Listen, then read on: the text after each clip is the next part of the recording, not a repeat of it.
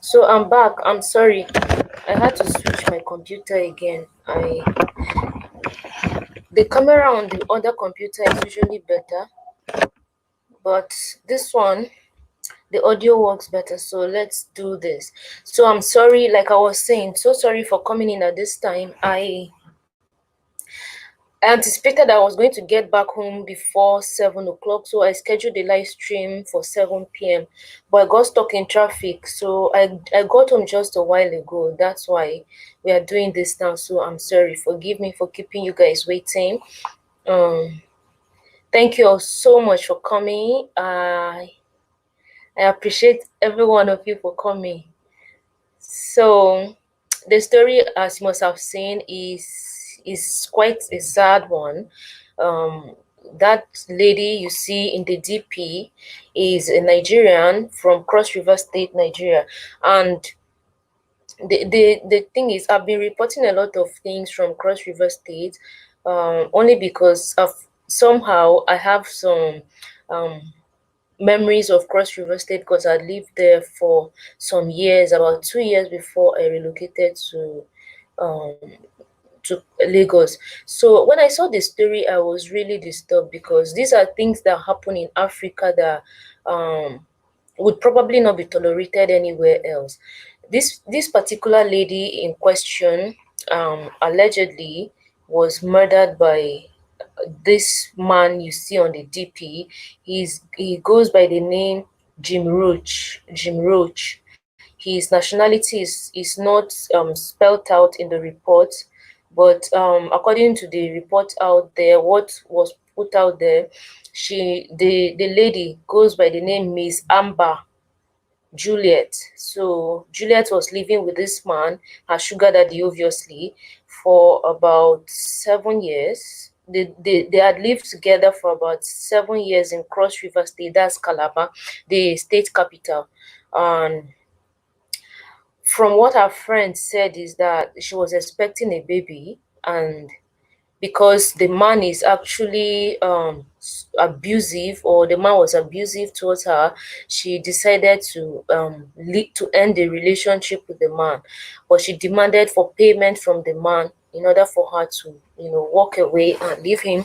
So the amount she demanded, the man said he wasn't going to pay that amount, but then told her how much he was going to pay her, and somehow they came to an agreement of how much he was going to pay her.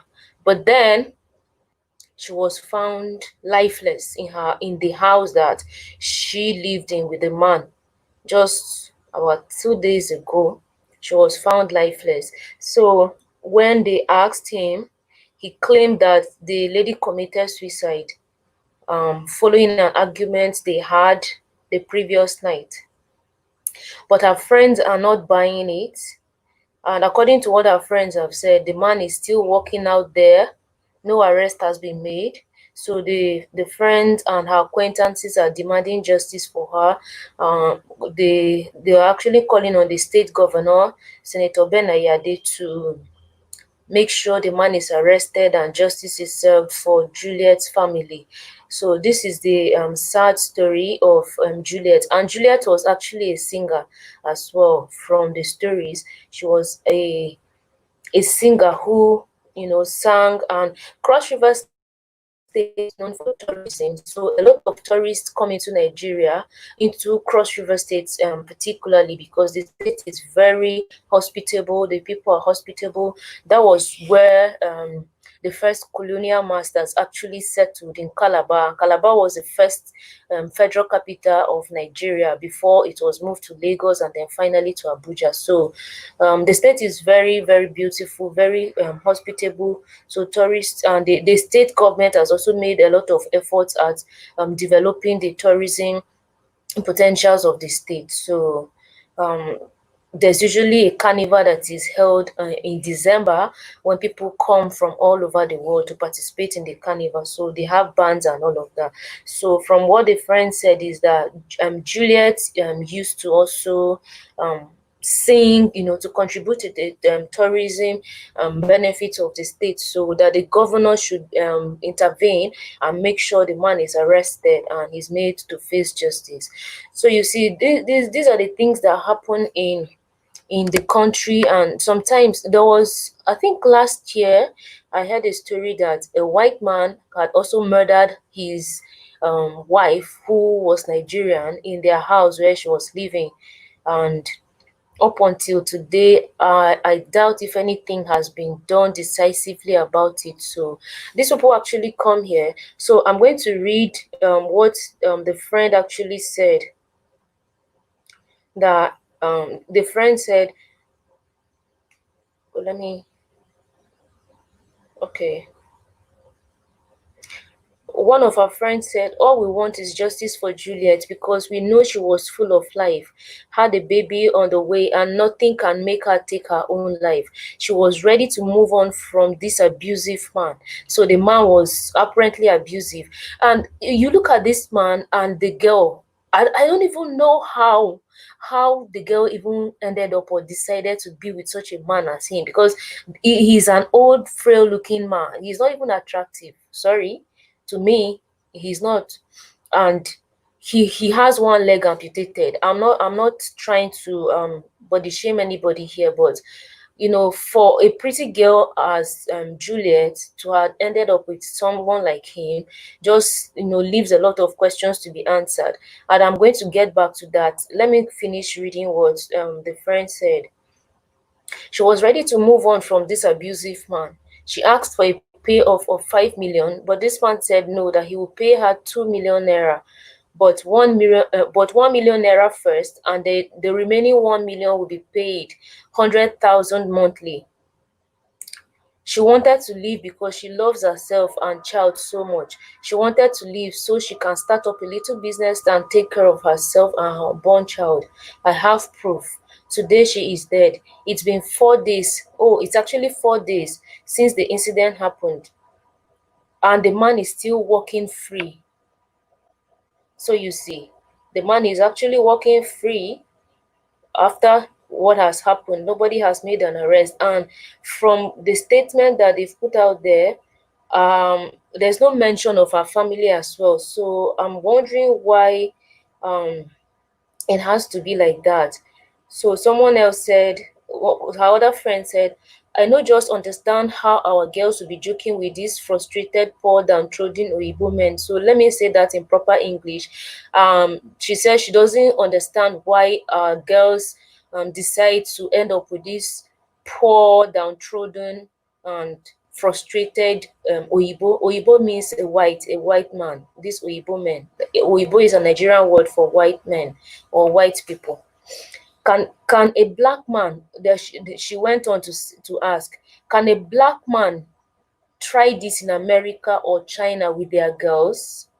These smelling Oyibos, that is white people, just are too lucky here.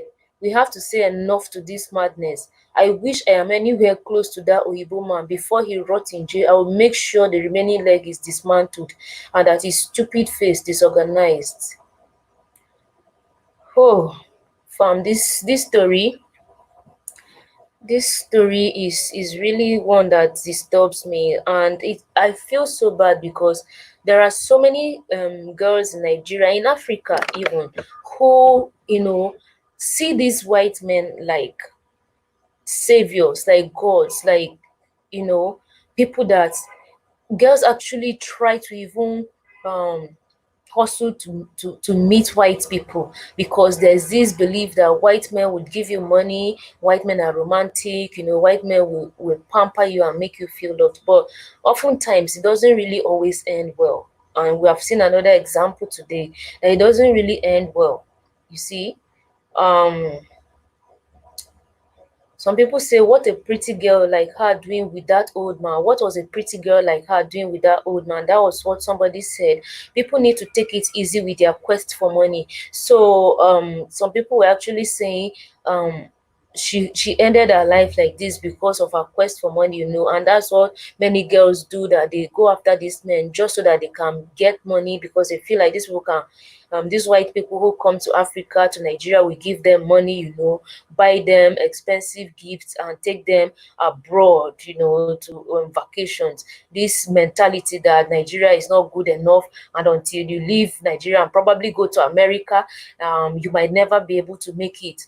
These are the sort of mentalities that lead our sisters into these sort of messy situations. And look at how unfortunate she has ended. Imagine she was a singer. Imagine if she had someone said, so I'm blocking the truth. I've not even touched I'm not even looking at the comments, because this story is, I'm just trying to put it out there before I look at the comments. So YouTube is probably censoring the comments. Please, I don't, when people don't see your comments, just understand that it's not me, okay? I don't delete comments. It's YouTube probably does that, okay? So, so the people are saying it's because of her quest for money that she has ended like this. Someone else is saying, why are they calling on the governor to intervene in the matter? Is it the governor who sent her to go and be with the man? But regardless of the morality behind the story, the fact is that the white man has committed a crime according to the Nigerian law, and the law has to take its course. So regardless of the moral question of why she was with the man, I always try as much as possible not to delve in on the matter of morality, because I believe that adults have the right to make decisions and to make choices based on their perceived risks.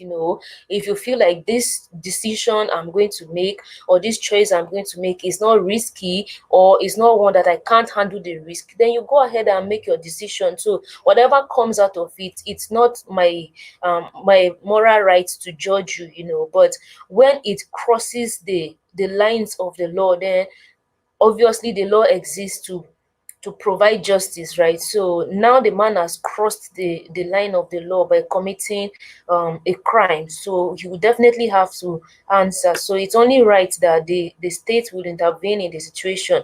So you see, these people come into Africa, into Nigeria, into other parts of Africa. They live freely, they do business.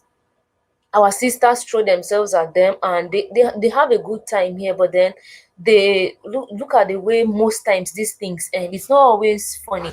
And trust me, if this had happened in America or in China or in the Western world, this man would not be walking on the street.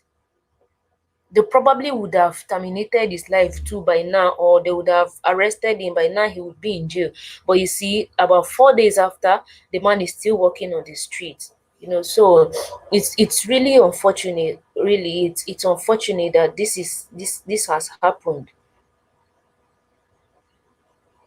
They had a business agreement. Some women are very stupid. So you see, this is victim blaming again. Some people are insulting her, trying to trade blames here. I would never participate in this kind of hashtag, because people are calling for a hashtag for justice. So this one is saying he won't participate in it. Talk about fighting and being killed by a man. I will support the case. But that line that says the man enjoyed her, it was strictly her choice. Yes, I agree. They made a choice. They were adults, so they made a choice to be together. Money slave queen, I just feel sorry for her family. So there's this thing of slave queens in Africa. I think I've heard it mentioned in Kenya as well. I don't know if this slave queen thing is prevalent in other parts of the world as well. But here in Nigeria, there's this concept of slave queen, that girls who probably have nothing doing, like they do not really have a legal or justifiable means of livelihood. They depend on going into relationship with older men, just so that they can get material things, they can make quick money from the older men, because there's a belief that older men definitely provide more for younger girls and take care of them. So there's this crave for them. So such girls are called slave queens, who go after older men, then wear all sort of clothes and take pictures to post on social media and to claim that they are big girls. And also, those are the kind of girls that are called slave queens. So there's a lot of it. So the term has somehow been corrupted anyway. So many people, even when they see someone who they see you or a picture of you on Facebook or Instagram, for instance, without really even knowing much about you, they automatically term you a slave queen just because you dress, good, you you look good, and of course you look like you're enjoying your life and having a good time. So they tend to call you a slave queen, not really knowing what your source of income is, even though your source of income would probably be legitimate, that you are actually engaged in something doing to earn money. So people are calling her slave queen, and that's why she ended up like that. So that's how unfortunate it is, how sad the story of Miss Juliet has ended. Her unborn baby has also gone along with her. So it's just so unfortunate, really. So I actually wanted to talk about this because I feel like sisters across Africa just ought to know better. That this idea that white people are, and I'm not trying to say that white people are not good people. Of course, there are white people, but this idea that white people are good, all white people, when Oyibo person, like I said, Oyibo is a term for white people. When they come to Africa, or they are good, they take care of women, they spend on them. It's not always true. And you can never completely tell someone's intention towards you. So it's safer and better for me to be with someone I probably can trust than be with somebody that I really do not know. This person they've been together for 7 years, and she probably didn't know where he is from. He probably didn't know um his history, and all of those details about him. And they were together for 7 years and actually expecting a baby. So the man's claim is that she committed suicide following an argument that they had. And that just sounds suspicious, because the friends have said it, that she was very vibrant and full of life. She would never have done that to herself. She had plans for herself to start a business and take care of herself and her children. So obviously something was amiss, something. And the friends actually confirmed that he's actually an abusive person. So it's always just so unfortunate that people find themselves in abusive relationships. I think that takes me to this angle. If you find yourself in an abusive relationship, by all means walk out. I know it's not always easy, but you can muster the strength to walk out before it's too late. Okay, you're with somebody who probably lifts his or her hand against you physically. That's a problem. That's a problem. Muster the strength to leave. And this idea of being with someone for material gains is also something that has been driving majority of my sisters into these unhealthy relationships that most times end tragically like this. Honestly, it's just so unfortunate.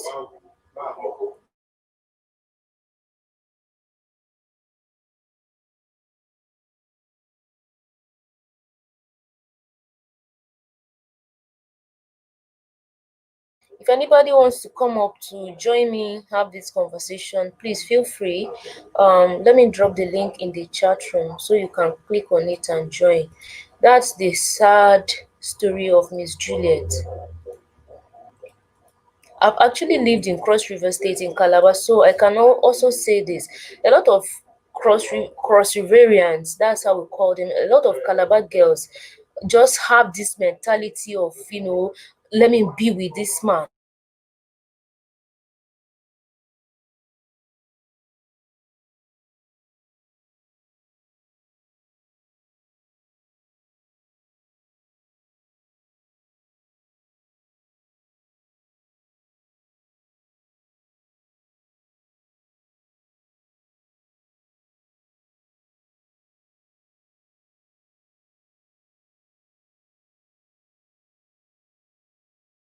So I've dropped the link in the chat room. If you want to come up and join me, have this conversation, contribute your perspective to it, please click on it.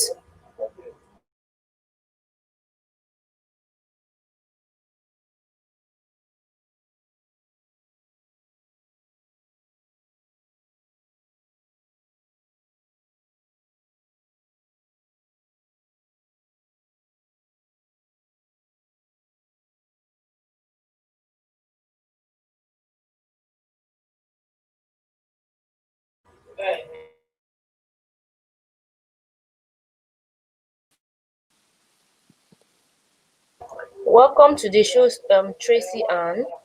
Stacy Ann, Hi. welcome. Hi, can you hear me? Yes, I can hear you. Hi.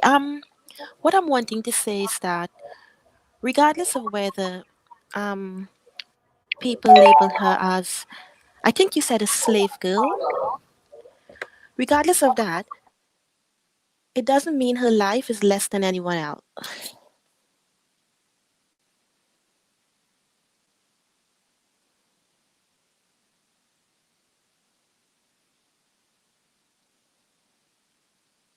Stacy, I can't hear you anymore, Stacy. Hello? Yes, hello. Right. What I was saying was regardless of whether people labeled her as a slave girl, it doesn't mean that her life Slave was less Queen. than anyone Slave Queen. else. Slave Queen. Sorry, a slave queen. It Slay, doesn't mean slay. Slay. Slay. slay. Slay. Okay, Slay. okay, Yeah. slay queen. It doesn't mean that her life was less than anybody else. And I'll say this quickly before I leave. What most people are unaware of is in such relationships where the white man tends to be older, he is less likely to allow a beautiful black girl to walk away from him if he's still in love with her. He's less likely to allow that. So, in most instances, those girls end up sadly losing their lives or disappearing. And it's a sad reality because I'm from the Caribbean, so we at times have that mentality here as well. Like the white guy is going to come and save you. But that isn't always the case. There are horror stories that never come to the forefront. And sadly, these individuals, they have a level of privilege even in black countries. So, for the beautiful sisters out there, be careful. In most instances, some of these girls go to these guys not because of love. Sometimes it might be for financial gain. It might be due to, poverty. Everyone has a story. And unfortunately, just like this beautiful young lady, her story ended with her losing her life. And this is hurtful for me to say, but it is unlikely that this guy would be charged because he should have been in jail already. So he's walking around, he's going to perfect his story. He's going to get one of the best lawyers, and there's corruption which will most probably allow him to walk free. But with that being said, rest in peace to that beautiful young lady. And I, I've only came across your channels today, but I have subscribed, so I'll be following you. All right. Thank you. Okay, bye. Thank Yeah. you so much, Stacy Ann. I appreciate your contribution. And you're welcome. And you take care. And thank you for subscribing. Yes. Thank you. Okay, bye. All right. Bye. Bye.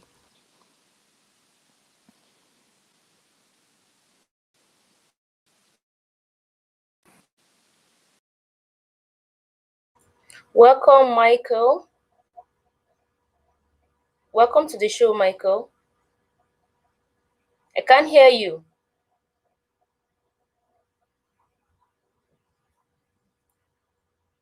I can't hear you, Michael.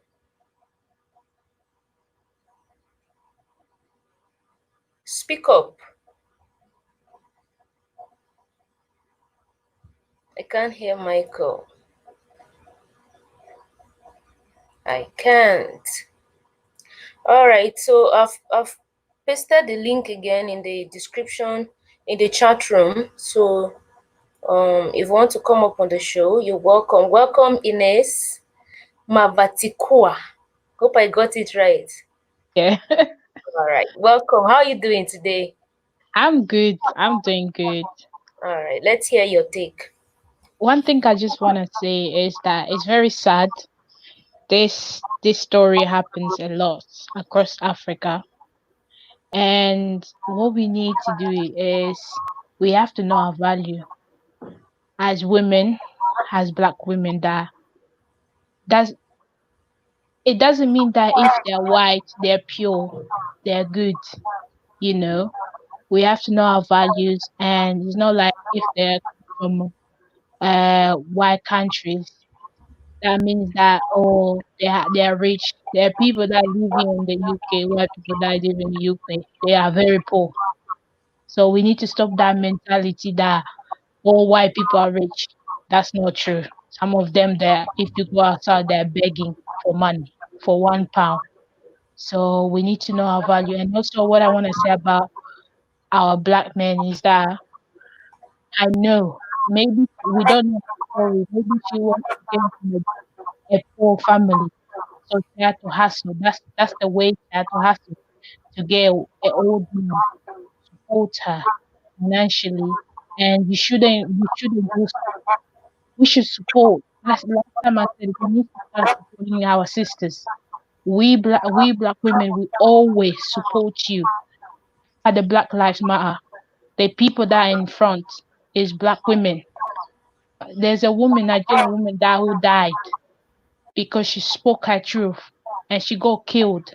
So we need that your support. If you don't support us Black men, we're not gonna support you. It's like constant disrespecting us, you disrespecting the people that support you. And it shouldn't be like that. But all I can say it's very sad. Rest in peace. Anyway, I can't say she has to rest in peace because the only way she can rest in peace when justice speaks, the government. So our government also puts us down. They need to stop that, because like you said, here in the UK, it wouldn't even tolerate it. If a Black woman or Black man kills their own, they'll make sure justice to be served until they're punished. Probably they wouldn't even make it to the jail. They might be killed. So why our government is always failing us? I don't understand that. Like the same thing going on in Congo, you know. Belgian women come and they have sex with those people, those men, Congolese men, give them small money. So we need to stop that. Africa is not a playground where you can just come and do some rubbish stuff. We are human. And our government needs to stop that. Honestly, it's disgusting. I feel for her family. I'm a woman myself. So yeah, that's all I wanted to say. All right. Thank you so much, Ines, for your contribution. I appreciate you, and I agree with you. Every point you've made is so valid and important. I just hope that everyone watching has heard and will actually take it. So we have Michael back. Michael, are you driving?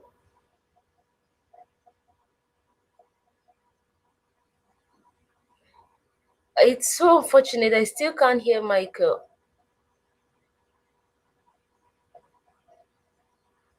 Michael, if you can hear me, I can't hear you. I'm sorry. Maybe you try to check your audio and try logging back again. So, um, grassroots African citizens must deal with disrespect. Government will not protect you. That's the point. See, I wish that I can just, reach everybody at the same time and talk to them. It's because I feel like people need to know better. This crave for, guys, hold on. I'm hearing a sound I'm not comfortable with. Let me check it. I'll be back. Just a few seconds.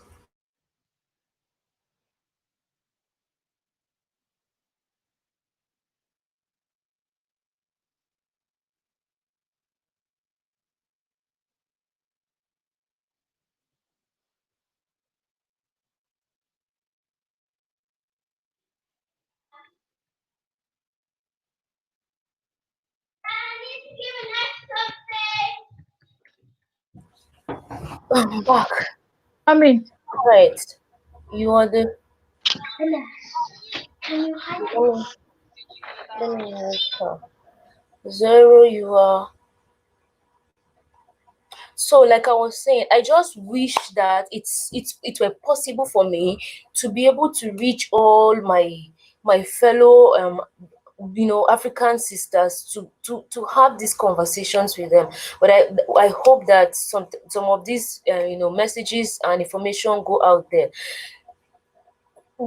Someone said something I pasted on the screen here. We have Nigerian men, our African men, who are very loving, very caring, and are willing to do everything. Yes, I agree that we have men who are really sometimes just a mess when you are with them, but then that doesn't mean there are bad people all over. We have good black men. So this mentality that until I am with a white person, I might not be able to find love, or he might not treat me right, is just naive, so to say. Is erroneous.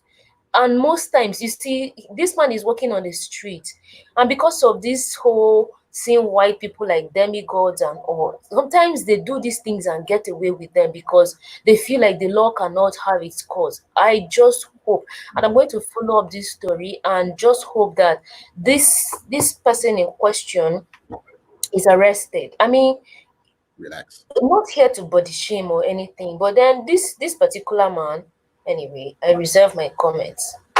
This is his other picture. This is the picture of the person. Forget my my fingernail, it fell off. So this is the person in question who allegedly has murdered that beautiful young lady.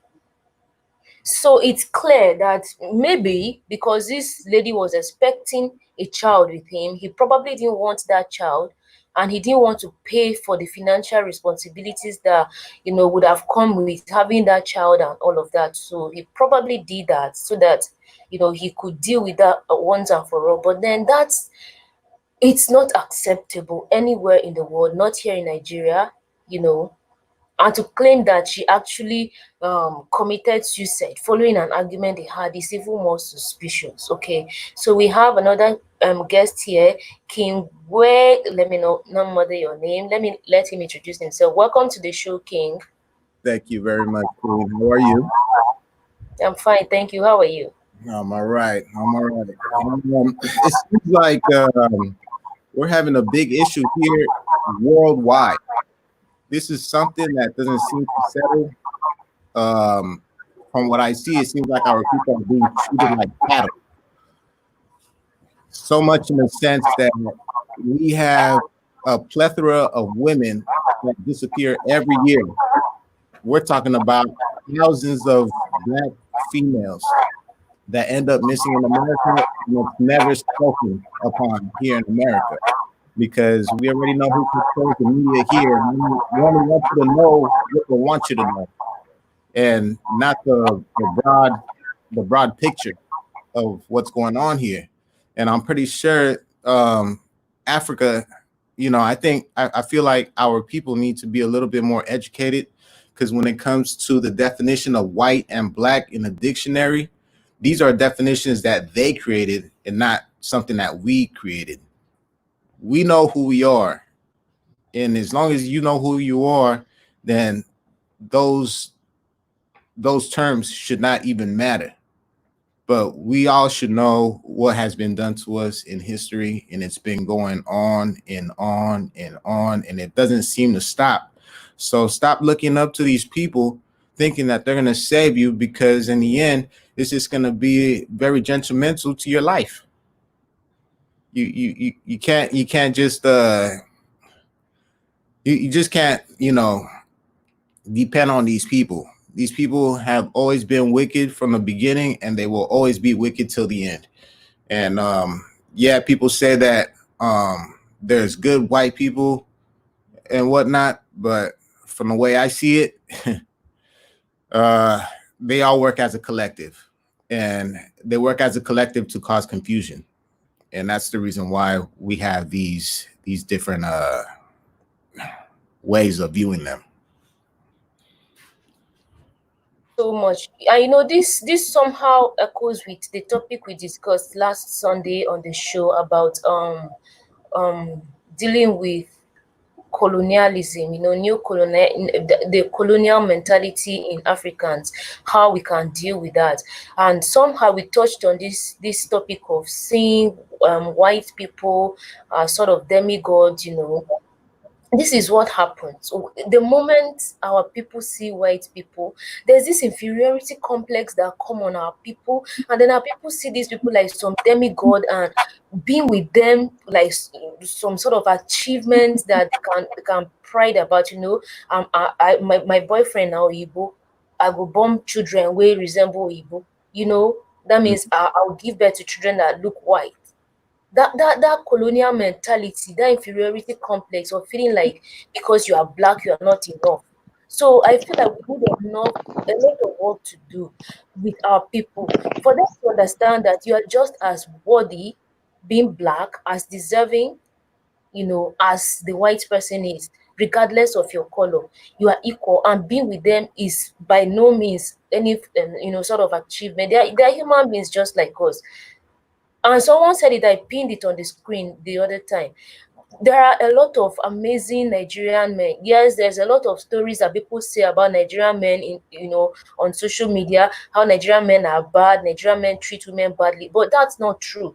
I always say this, we are about 200 million Nigerians, and because you've had an experience with one or two of those Nigerians does not mean you are going to generalize it and say Nigerian men are this. That it's an erroneous statement. There are very nice and good Nigerian men, but most times my sisters, my Nigerian sisters, my African sisters will say, I cannot date a Nigerian, I cannot date an African. They are this, all sort of flimsy excuses for why they will not be with them, but they would rather be with a white person. And I'm not saying that maybe interracial relationship people should not practice it. No, but then if you are going to go into those interracial relationships based on these reasons that maybe I'll make quick money from them, they are more romantic or they are more caring, I'm going to have children that look a certain way, then that from the very foundation, it's wrong.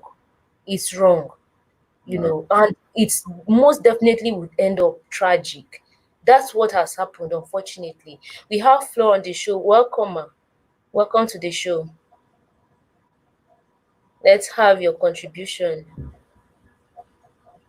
So I'll mute you, King. Can I say something real fast before she gets through? Well, Okay. I Okay. wanted to pick it up. Oh, okay. Sorry, Flo. Sorry for interrupting you. Just hold on. Let King give his last contribution. Then you have the floor. Okay, All go on, King. All right. So we must put in mind that we are the greatest people in the world, and the Creator gave us the greatest land in the world, and they took us from. You know what I'm saying? They took us from the greatest land in the world. They gave us the greatest land in the world. The Creator is what I'm saying. They know it, and that's the reason why they don't want us to know who we really are as a people. We need to be a little bit more conscious about that and stop depending on Eurocentric education. I think that's a big issue, because that's all we're being taught here in America. We're not being taught about our history. We're only taught that we're slaves, and we're not that. We're more greater than that. Damn, there was something else I wanted to say. I think that there should be stiffer sentences for foreign people that commit such crimes in other foreign lands, you know, per se Africa. You know what I'm saying? There should be stiffer sentences for these people that do these kind of crimes out there. I just don't think that is fair that these people get a pass worldwide. It's just not fair, because if anything happens here in America to one of their people, best believe we're getting the book thrown at us. We're getting the whole book thrown at us, and there is no passes. And there's people in jail right now serving life sentences for crimes that they have never committed. So you can just put that in perspective right then and there. So thank you very much, Queen. I appreciate you. Oh, you're muted. You're muted. You're muted. I can't hear you. Yeah, all right. So I said thank you so much, King, for that contribution. I appreciate it. Thanks for coming on the show. All right, Flo, you have the floor.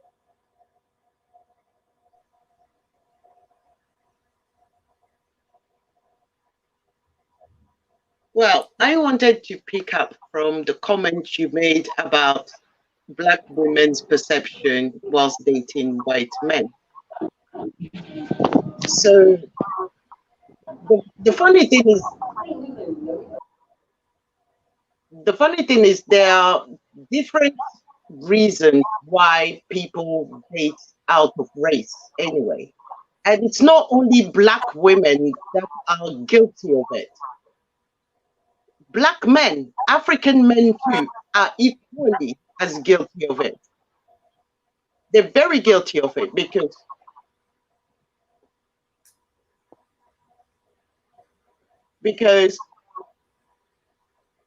I will tell you a story of a friend of mine who's Nigerian. He came here as an adult, and he's never ever dated a white woman in his life.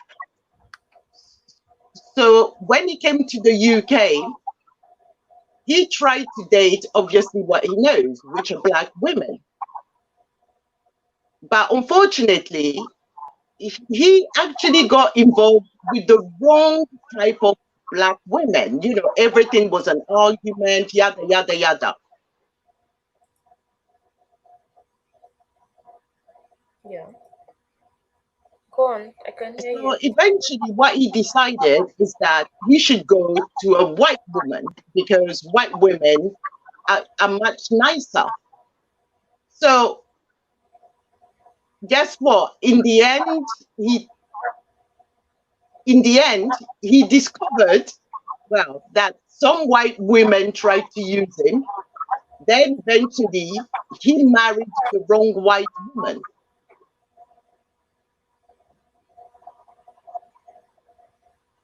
Okay.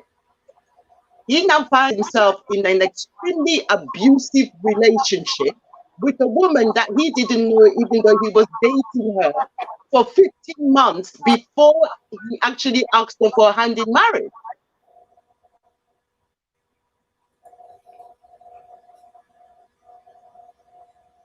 So this woman tried to destroy his career because he's a security guard. This guy had to be registered as a victim of domestic abuse by the police because they've been called so many times to the property.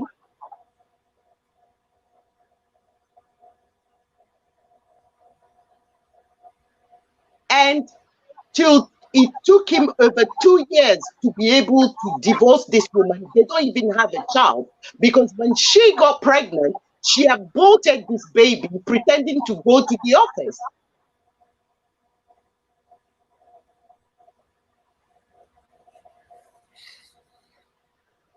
You see what I mean? So at the end of the day, this girl, I don't know her from anywhere. May her soul rest in peace. But the thing is, she's been dating this white man for almost 7 years. 7 years, and you are in a psychologically, emotionally, and physically abusive relationship.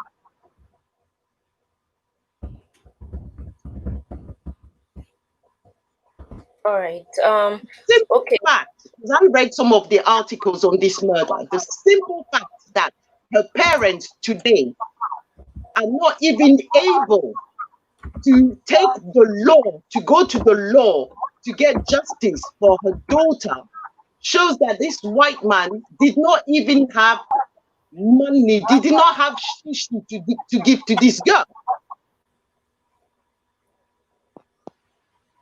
Okay.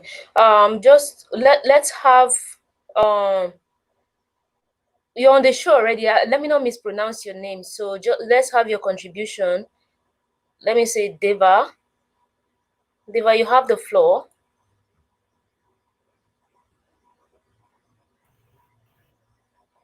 Deva, are you there? Go to sleep. Okay. I can hear you. Go on. Yeah, I'm here. All right. Um, it's a sad story, but it keep happening over and over again. And I think we need to understand as melanated people that we need each other, and I think because I am from the Caribbean, yeah, I am from the Caribbean, and the same thing has happened over here. You find a lot of the sisters over here bleaching themselves, dating white men because they don't want a quote unquote nappy head child. So it's a psychological and both spiritual damage that is happening to us. And I believe that stemmed from slavery. And I think once we can break that spiritually, we will be fine. But I think because it's more spiritual than what we've seen, we just seen the manifestation of the spirit that is behind it. Because first and foremost, we're using their name, we're using their culture, we're using their food. See what I'm saying? And once you take on someone's name, you automatically takes on their spirit. And whatever comes with that spirit, that is what you're going to manifest. So I think we as people who are, who are the owner of the earth, for lack of a better word, because we were here first. I think we need to look more deeply spiritually. And those people are not human. Because to be human, you have to be melanated. They are not. They are the only people on the face of the earth that are not melanated. Actually, they have recessive genes. So we can't count them as human. They all they know is violence and war. That's all they know. If you go through history, it is right there before us. So I don't know why we keep running to them after they keep doing these things to us, even men and women. Why we keep running to them and not recognizing that we need each other more than them. You see what they are trying to do because they realize that their population or um their race are being extinct, so they are trying to breed with melanated to keep their race still going. So we have to think and understand this thing from a spiritual perspective because it's more deeper than what we see. We see the action, we get angry, but the action, but we're not looking at what is causing it. Where is it coming from? See what I'm saying? So that's my short contribution.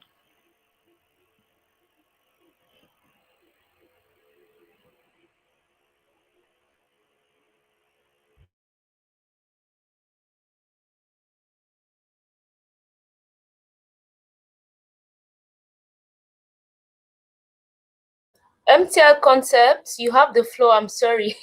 I muted myself. Welcome to the show, MTL Concepts. Let's have your contribution.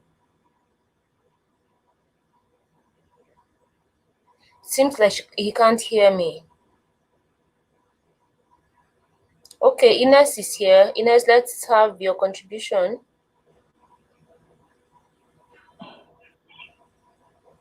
If you have something to say.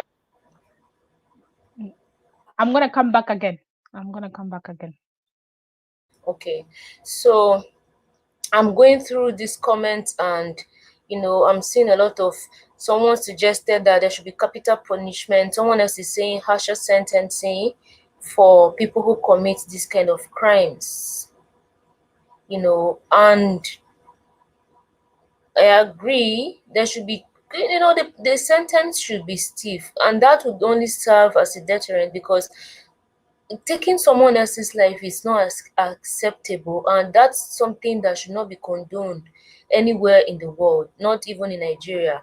And like I said, I really hope that the law would have its course. I'll follow up the story to know what happens to the man eventually. Regardless of who commits any crime, I believe that the person should be made to face the course of the law for their crime. It's unfortunate, really. And it's some people would try to blame her by saying, she was following that person to get money, and all of that. But like I said, the question of morality is not what I'm here to talk about, but the fact that that act is criminal and is unacceptable.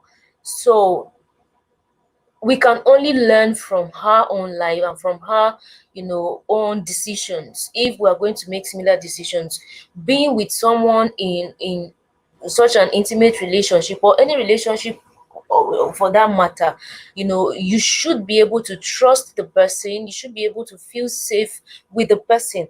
And in the event where your safety seems compromised, where trust seems compromised, then it's important for you to think twice, about the relationship. And in this lady's case, she actually wanted out. She had plans.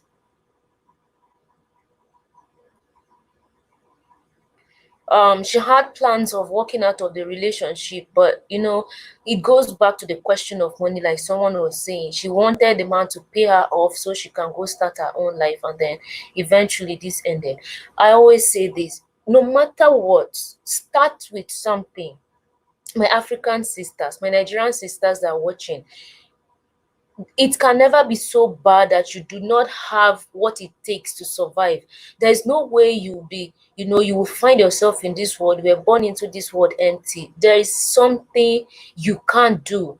There's a skill you have that you can utilize to, make a reasonable earning for yourself. And let's also always be careful not to let greed lead us into, temptation, into danger. You can start. Okay, this sister from the story we've heard was a singer. Okay, so how about singing, making money, saving it, and then investing it into something, probably a business like she was planning to. But it goes back to the question of wanting so much when you can't really afford it at the time. That is what leads us most times into problems. Asking for 2 million naira, that is quite some money in Nigerian naira. you know she actually asked for 5 million naira. The man agreed to pay her 2 million, 1 million first tranche, and then 100,000 each month. So if you acquire a skill, or if you sing, make money, people have parties in Nigeria. That's one thing Nigerians do a lot. A lot of parties, even before the coronavirus. This lady has been with this man for 7 years, according to the story.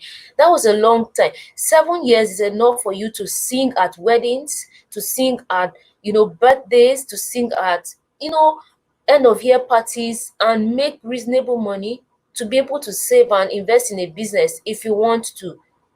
But just this idea of, being with a white man self is, I'm a big girl, this kind, now we be happening, babes, all those kind of things that people used to brag. So it's okay to stay, even though it's an abusive relationship. It's so unfortunate. Flor, do you have something to say?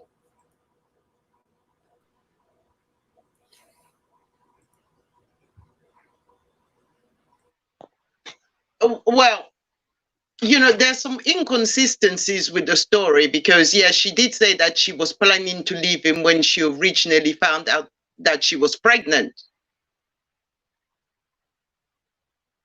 So from the story, she was pregnant, obviously, and expecting a baby, but then she wanted to leave eventually because the relationship was No, she wanted to leave yes, eventually. because the man was abusive, so according to what her friend said, and that they have proof that she wanted to She leave, wanted to leave. but before leaving she But wanted the man to yes, pay her yes, off.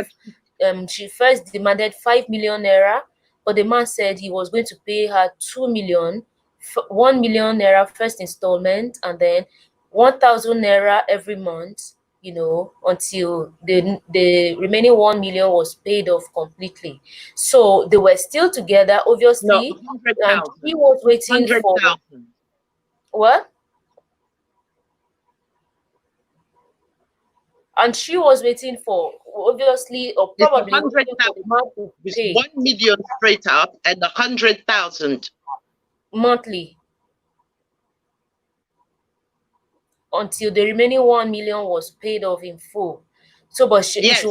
probably But still also, with the man, eventually, she working. now had the pregnancy. But the story I read in the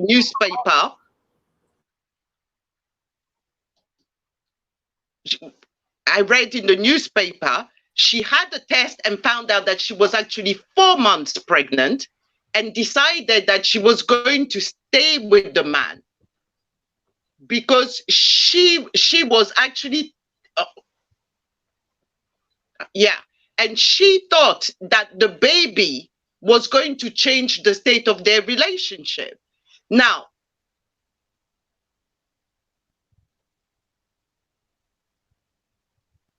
but the thing is, if a man is cheating on you already, bringing women into the house you occupy with him as husband and wife, and is openly disrespecting you, that whether your friends or not are in the house, he hits you openly in front of those people. Why do you want to stay?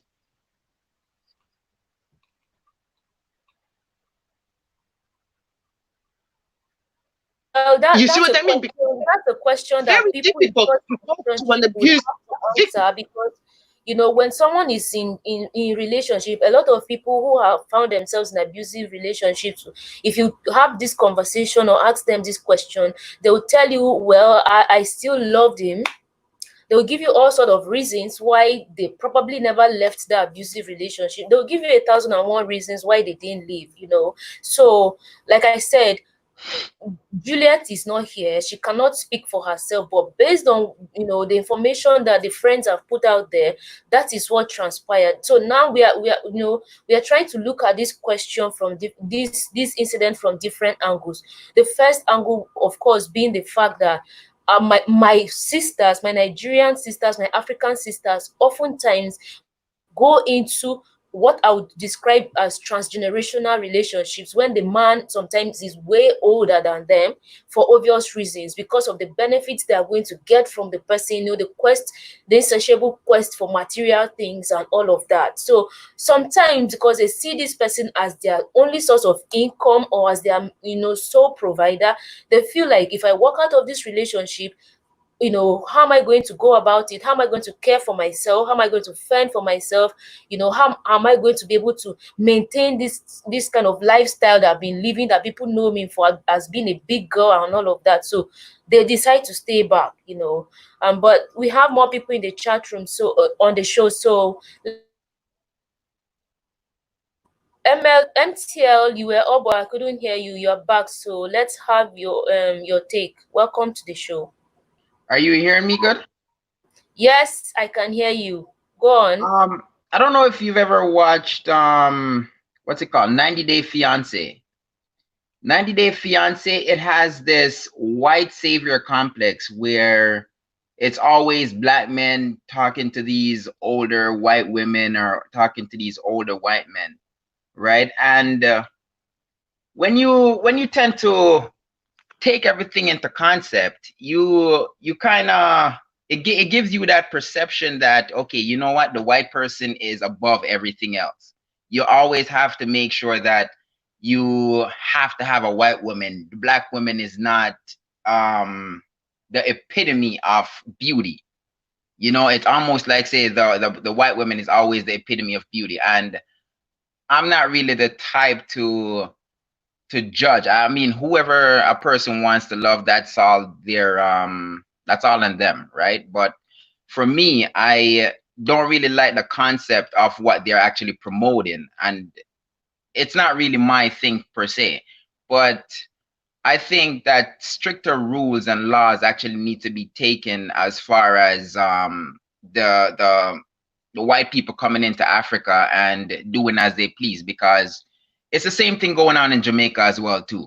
Like they do the same thing in Jamaica and they get away with it. Chinese do the same thing, they get away with it. But going back on the continent now, I just personally feel like if the government is not going to step up as far as the laws and rules is concerned, then I think I would like to say I think geez, what am I trying to say right now?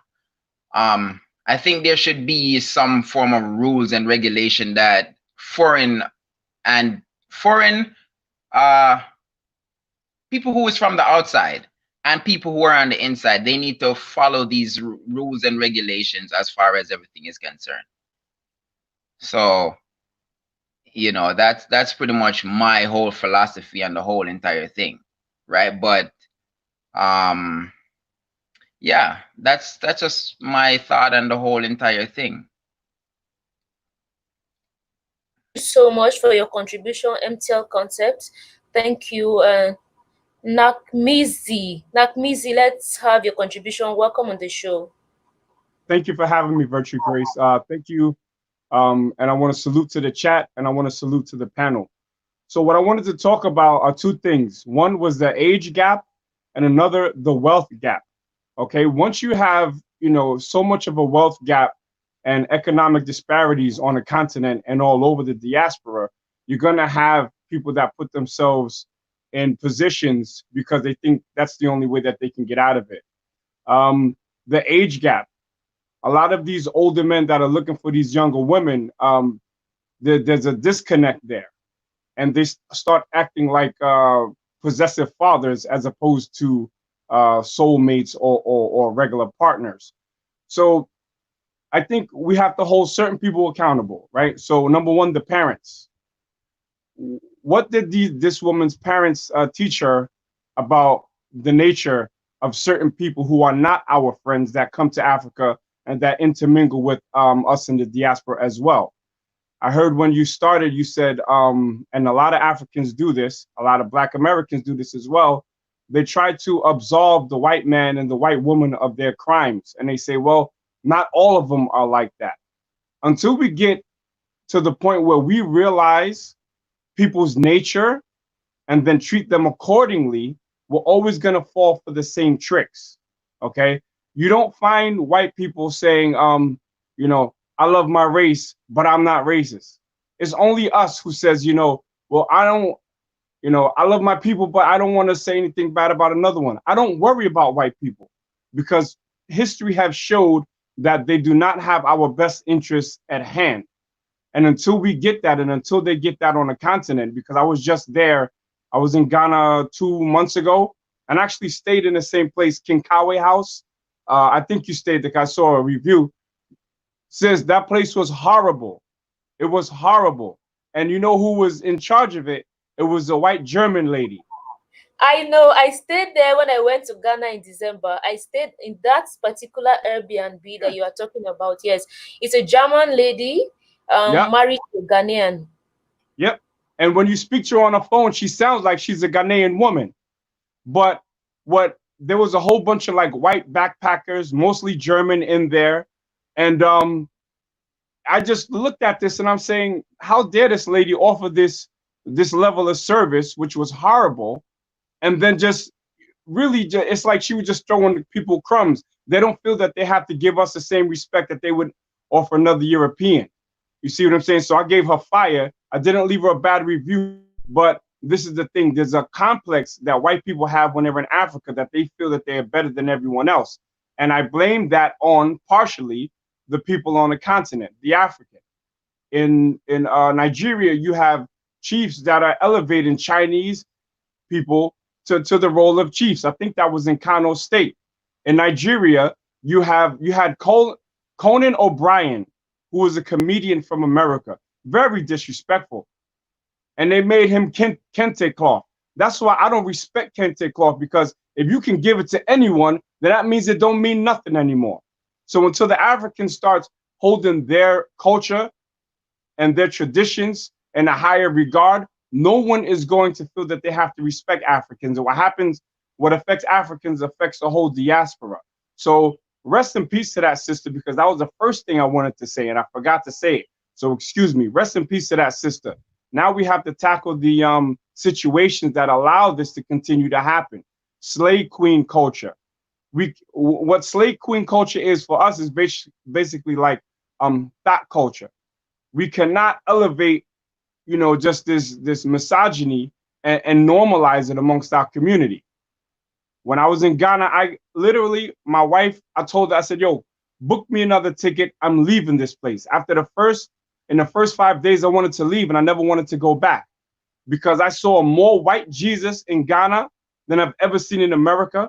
I've seen more more American flags in Ghana than I've seen in America. I saw more Israeli flags in Ghana than I've seen, on Al Jazeera when they cover Israel. So I'm like, what happened to the African that they give up their own culture in replace for European Abrahamic religions and European customs?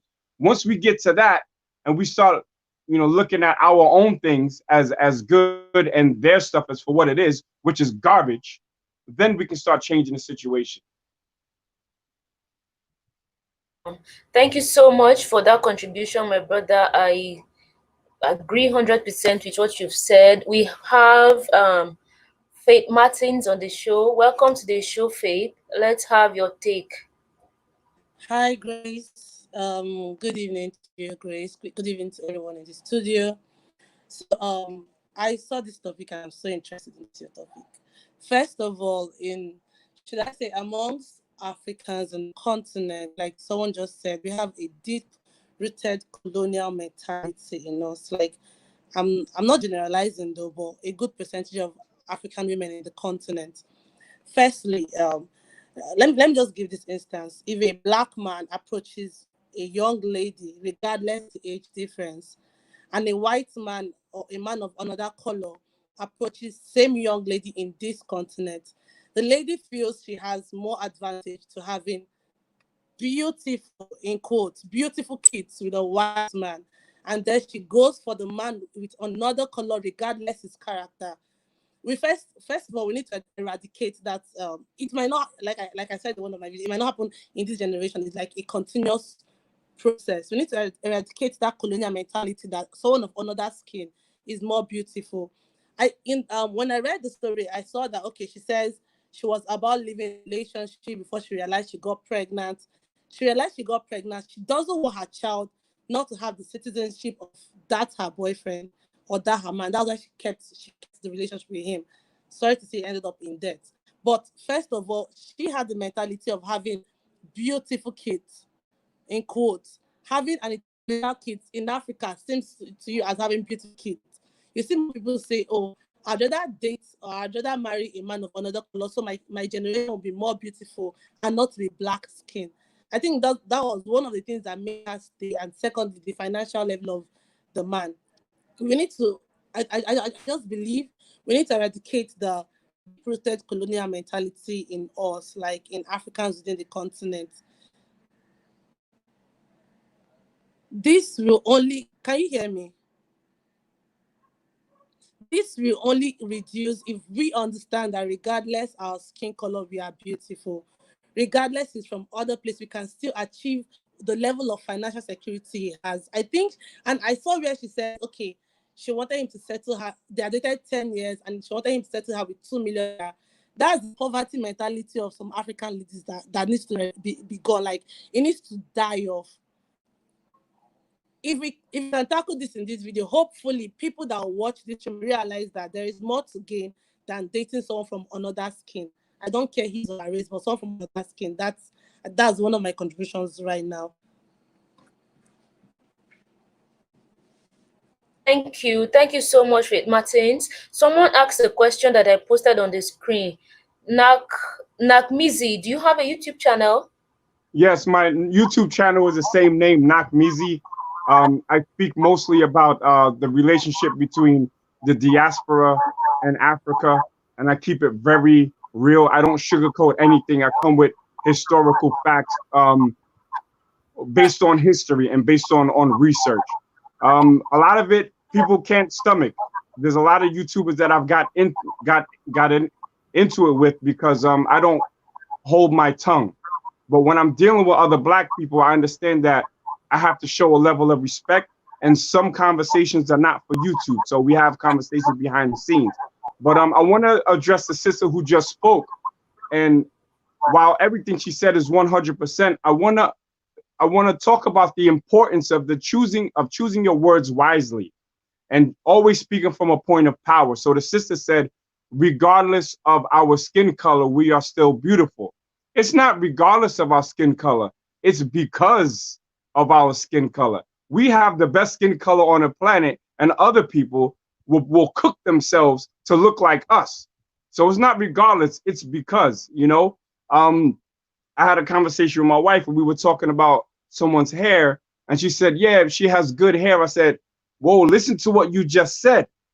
We have to get rid of this ingrained way of thinking. And I'm not going to say it's colonized because that's going to be disrespectful to my sister, but I slip up sometimes as well and I have to catch myself. So, we just have to understand that we are the beginning of humanity. We are the most resilient people on the planet. Like Black Americans, like my lineage, you know what we went through on the boats, and through Jim Crow and lynching, and we're still here. But when are we going to change the narrative from being the most resilient people on the planet to being the most brilliant and the most successful? I'm tired of when you can say the most resilient, yeah, we're strong and we're tough. You know what else has those properties? A punching bag. A punching bag can take a lot of licks, but if you never hit back, there's no reason for nobody to stop hitting you. So this is what I'm saying. When people always say, yeah, I want equality, I want equality. Yo, are you serious? All you're looking for is equality at this point? Samsung does not try to be equal with Apple. You understand? They try to be better. So I don't try to look at white people and say, look, I want to be as equal as them. No, I look at them as a stepping stone, and I let that mentality push me forward in life. That's why I always shout out my Nigerians, because Nigerians have a very go get it attitude. You understand? And I was raised with an attitude like that as well. So I have a philosophy that I cannot lose in life, and I teach that to my wife, and I teach that to my children. We don't celebrate Christmas. We don't celebrate any of these fantasy holidays. What we celebrate in my house is educational excellence. So my children get gifts every time their report card is as good or better than the last one, and birthdays. Until we start doing that and putting our education and really living that, then things will change. Thank you so much for that contribution. Faith, do you want to say anything else? I truly concur with what he just said. I truly concur with what he just said. When I have a contribution, I'll raise my hand.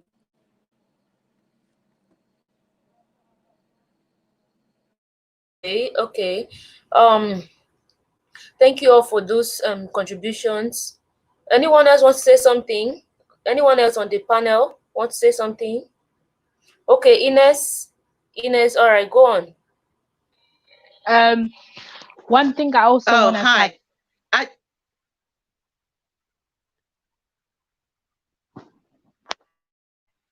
One, can I talk? Oh. Okay.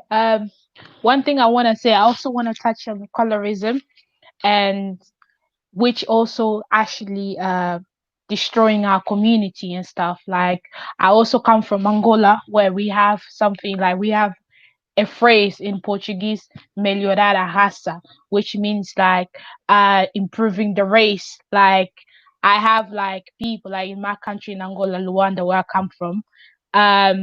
There's people that have who are lighter than me. That even in Jamaica, and also here in Jamaica as well, some parts of Caribbean where there's light skin or mixed race kids, they get more opportunity. No matter how much I study, no matter how hard work I am,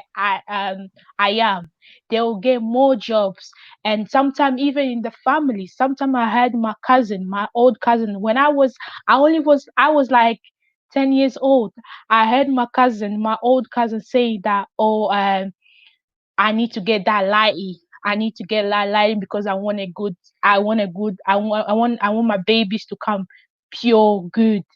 And I was just 10 years old hearing that. And when I started listening to those words as well. Also I want to touch also on the bleaching, where my family also I have family members that will use bleaching cream. I'm at 20 years old and they'll be like, oh Ines, a tua raça é melhor, which means that, oh, your race or your skin is good. But they will be using bleaching cream. Like I even have bleaching cream. My mom even used the bleaching cream Cairo, and they'll be like, oh, you have so beautiful skin, but they'll be using bleaching cream. So we need to start, like someone said, like we need to love ourselves. If we don't love ourselves, nobody will love ourselves. We need to make sure that we deep down we need to educate ourselves, clean our house before we go out, before we go outside doing protests. Because those protests, I don't believe in protests. I'm sorry, because we've been doing it for 60 years, for 50 years. Nothing has changed. The same thing happening again. So we need to improve that. And all I want to say to my sisters and brother, we are beautiful. No matter where we come from, we are always beautiful. You know, they want to be like us. Look how the Kardashian, they want to be us. Lips, bums, I'm sorry, everything. So we need to love ourselves. That's all I wanted to say.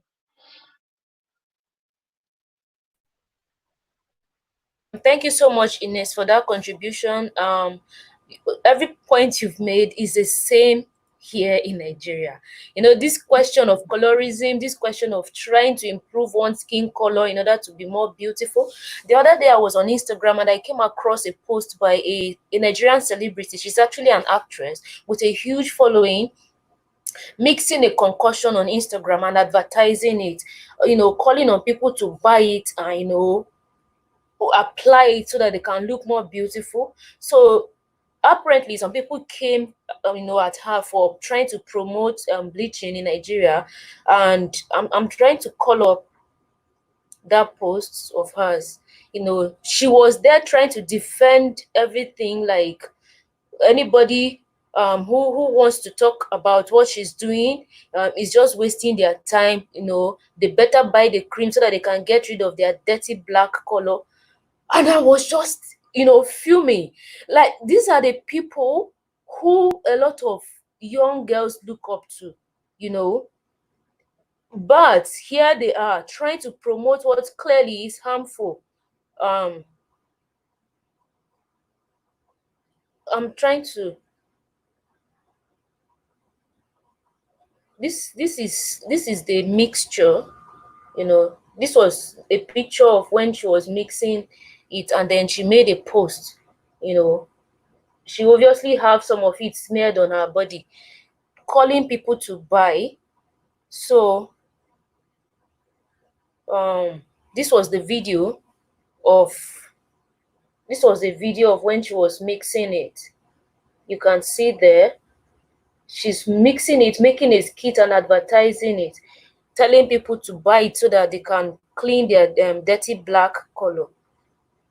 This is a sister, you know, and this is the cream, you know. This is how it eventually gets packaged, and people are using this thing and destroying their skin. So a lot of self-hate, and this is her. So it's deep. We have a lot of work to do. The people who young girls look up to, they live this kind of lifestyle. So younger girls will go to the any extreme to make sure that they make money so that they can afford. And these kind of creams, they don't come cheap. They don't. So they will have to do everything and anything possible in order for them to make money, to be able to afford these things so that they can look like these celebrities. You see how complex it becomes. And I'm saying that because of what Ines said about her siblings trying to convince her to change her skin color and all of that. It's just deep. So we can go on and on saying all of these things, but this particular lady, one of the reasons that she was with this man would probably not be far from the fact that she wanted to just make money. She felt like that was the easiest way for her to be able to make money, to improve her life and all. But we just need to educate our people, our sisters, to understand that you don't necessarily need to jeopardize your life being with someone who is abusive, for you to be able to make money, to care for yourself. And I brought back the issue of greed. Don't let greed lead you into temptations, into difficult situations that you might not be able to come out. So if anyone is on the panel who wants to say something, let me know. I will unmute you. Okay. All right, I'll let my sister speak first. She's like the one who raised her finger. Go on, sister Rock. Okay, thank you so much. From what you said, Grace, one thing I got to understand is, see, our society, I don't know if it happens in other African countries, but the society where we live in here, where I'm calling from, there's so much, there are less people talking about loving yourself as an African for who you are. I sat to myself the other day and I said, okay, in the next 20 years, the people who would have the Nigerian original accent to be seen as people of low class. Because right now, people are teaching their kids not to speak like a Nigerian. In fact, if you do not speak like a British, it is assumed that you're not intelligent. From where I come from, I don't know where other people are speaking from. From where I am talking from, if you don't speak, let me not even go far. When I just graduated from the university, I was still seeking for jobs, and then in one of those my applications, one of the interviewers.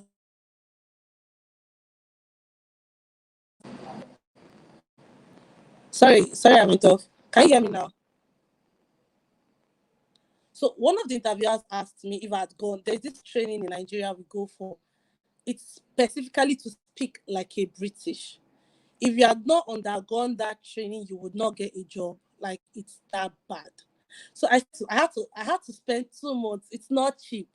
I spent 2 months learning how to speak like a British, taking off my Nigerian accent in me.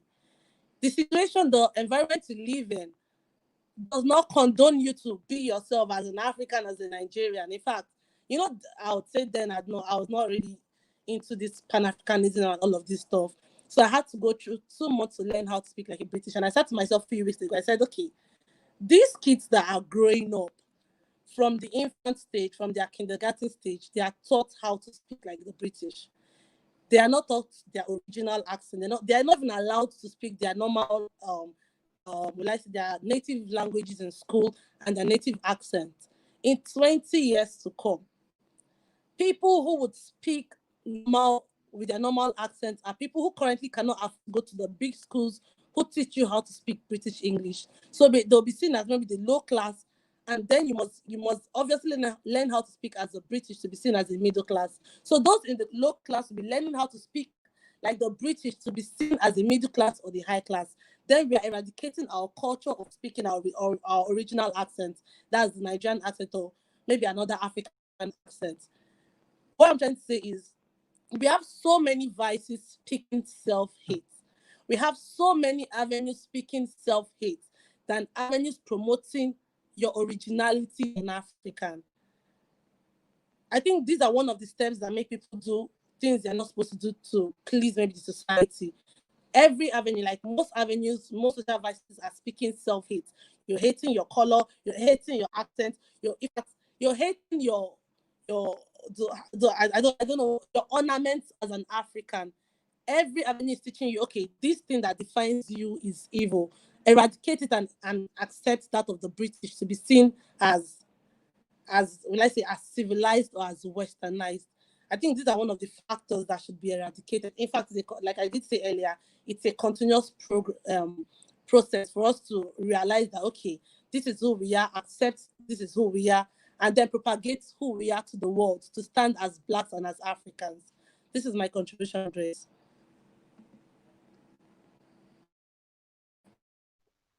Thank you, sis. So I don't want to take up too much time, but I wanted to piggyback on what the young sister from Angola said. Mejorar la raza in other countries is called derecho a la familia, which means to fix your family. Fix your family, better your race, and depending on who you were colonized by, all right? And I'll break it down. If you were colonized by the Portuguese, the Spanish, or the French, they loved creating babies with their so-called property. And this property was became a buffer class, which is the mulatto and the mixed race person. These mixed race people, these mulattoes, were above the blacks, but below the whites. And that is the beginning of colorism right there. That's also a colonial, a hangover from colonialism. But once we reject that fully, and once, Black Africans and Black Americans and every Black people from the diaspora start saying, look, this is who I am and I'm proud of it. Like, yeah, I have a lighter skin tone, but my heart is 100% with Black people. So when a dude called me a Obroni in Nigeria, in Ghana, I was ready to take his head off, because don't you dare ever compare me to the people who colonized your people and the people who enslaved my people. Don't ever call me Oyimbo, because I've been called Oyimbo by Nigerians. Don't ever call me an Akata. So Akata, Oyimbo, and Obroni, for someone from the diaspora, are fighting words. The one thing about us from the diaspora is that we were a majority in white lands, while we were the minority in white-owned lands, while the African is a majority in their own land. Ask yourself, have you ever met a white man whose last name was Dangote? Have you ever met a white man whose last name was a Nigerian name? If you haven't, that shows how we've been operating from a place of weakness. Every time I sign my name, when I sign that European last name, I think, damn, we took a L. And until we start looking at everything European as a reminder of how we were colonized, conquered, and enslaved, then we can start moving within that reality and start to change it. That's what we have to do. So that's what I wanted to talk about, and I'm going to end it here and I'm going to get off. But come to my channel, Nakmizi, subscribe. I keep it 100%, and follow Virtue Grace. I always follow your videos. It's because of you that actually I went to try to find that place where you bought your jollof, but I couldn't find it. So I tried to make my own, and it was a total failure. But it is what it is. I ain't gonna stop. You know what I'm saying? Thank you so much, Nakmizi.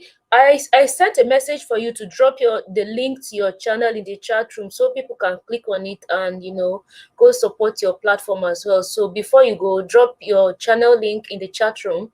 Faith Martins, I also said the same thing. Drop your channel link in the chat room so that people can go check your channel out as well. I appreciate all of your contributions. So much welcome. Thank you, Nakmizi, for your contributions. I mean, I love it when people have this mentality as you, and are bold about expressing their opinions and their perspectives on issues without having the need to hold back or to censor anything. Just keeping it real and in the most positive way to effect some changes that we desperately need. So thank you so much for the contribution.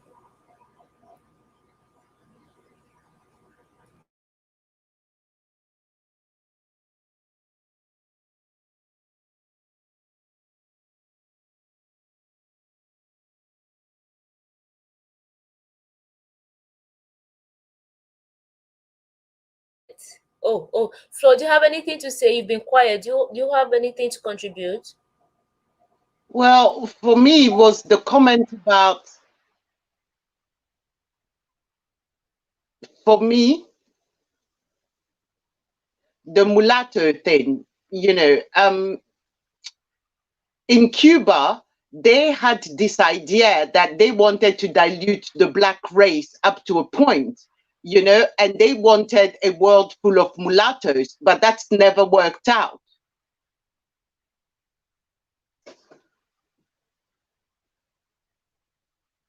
Okay, because I mean, as you see me now personally, I'm one of those black people who grew up amongst white people.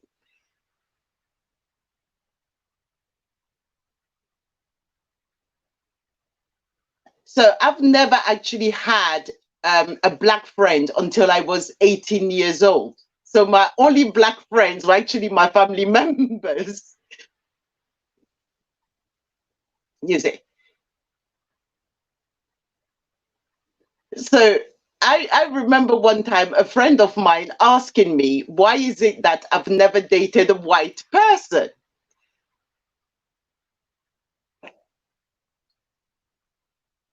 Sorry, African Tigress, welcome to the show, sis. I've dropped the link in the chat room, so just click on it and come up. I would really want to have you come contribute to this conversation. So click, and I've not said, sorry for interrupting you, Sister Flo, I'm sorry. I've not said you should subscribe or you should share, but you know the drill already. When I come up and these conversations are so burning on my mind, I just want to get it going. So share the stream, definitely give it a thumbs up, and if you're coming by for the first time, you've not subscribed, by all means click the subscribe button and the bell. You know how we do it. So if you've not subscribed, don't forget to click the subscribe button. I have my sister African Tigress on the show. Yes, what an honor. Welcome, sis. Hello, how's everybody doing? Thank you so much for adding me here. I see you've been live for a while.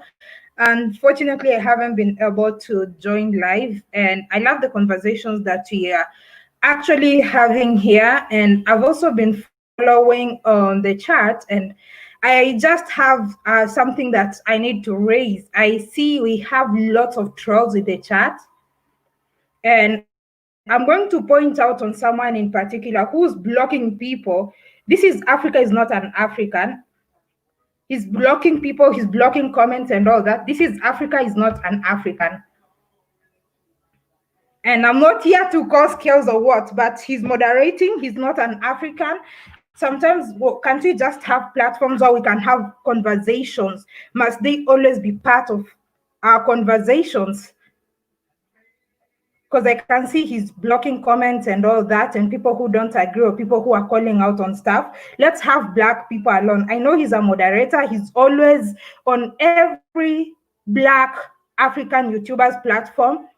He's not an African. He sabotaged me before when I was working on something with some YouTubers, and he even wrote them emails telling and writing very negative stuff. He's on every Black, I blocked him from my platform, but he's on every African YouTuber's platform. So I know it's your platform, it's your channel, you're the one who's to decide what happens, but I think it's not fair. It's not okay that we have somebody who's trying to act by calling himself, he has a Kenyan wife, he has an African wife, but I don't think that makes you an African. And the fact that he's, in the past, he's tried to sabotage my work with other YouTubers. No, I don't think, sometimes let's have conversations among ourselves, not inviting other people. Can Black people ever have anything for themselves? Well, basically, that's one of the things I wanted to raise on. I'm joining you in a few. Just give me a few seconds. I'm going to be back.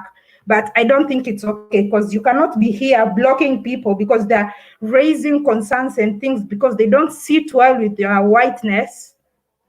So you're busy blocking people in the chat. Grace, you need to go to the settings of your channel. Go to the settings and check the people who've been blocked. This is not the first time I'm seeing him blocking people.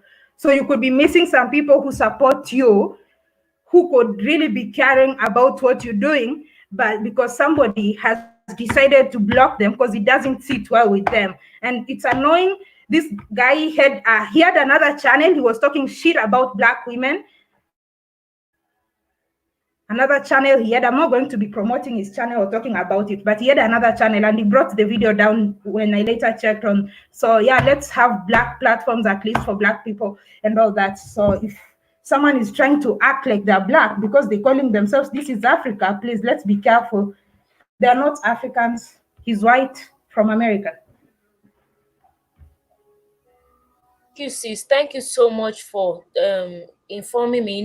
Like I was saying, when I come up on the show, I'm just all about the conversation and all. So I'm going to sort out the issue of my moderators too once I'm done with this live stream, because I can't do that now.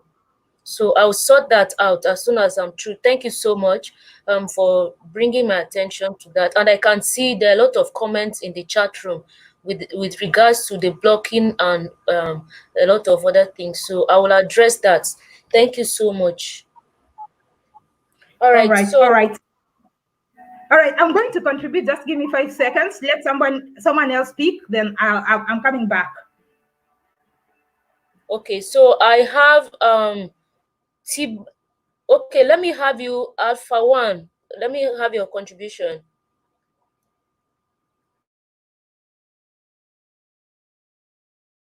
Alpha One. Let me have your contribution. Tiberi, you mean me? Yes. Oh, Welcome, okay. Alpha No, One. Let me have your contribution. yeah, I was. I just wanted to say that. Tiberi, you mean me? Yes. My sister. I was. I just wanted to say that. I'm sorry, I'm having problems with my microphone. It's echoing. Okay. My sister. I just want to say that. I'm sorry. There's an echo. I don't know who's, or maybe you have to turn down your volume while you speak, Alpha.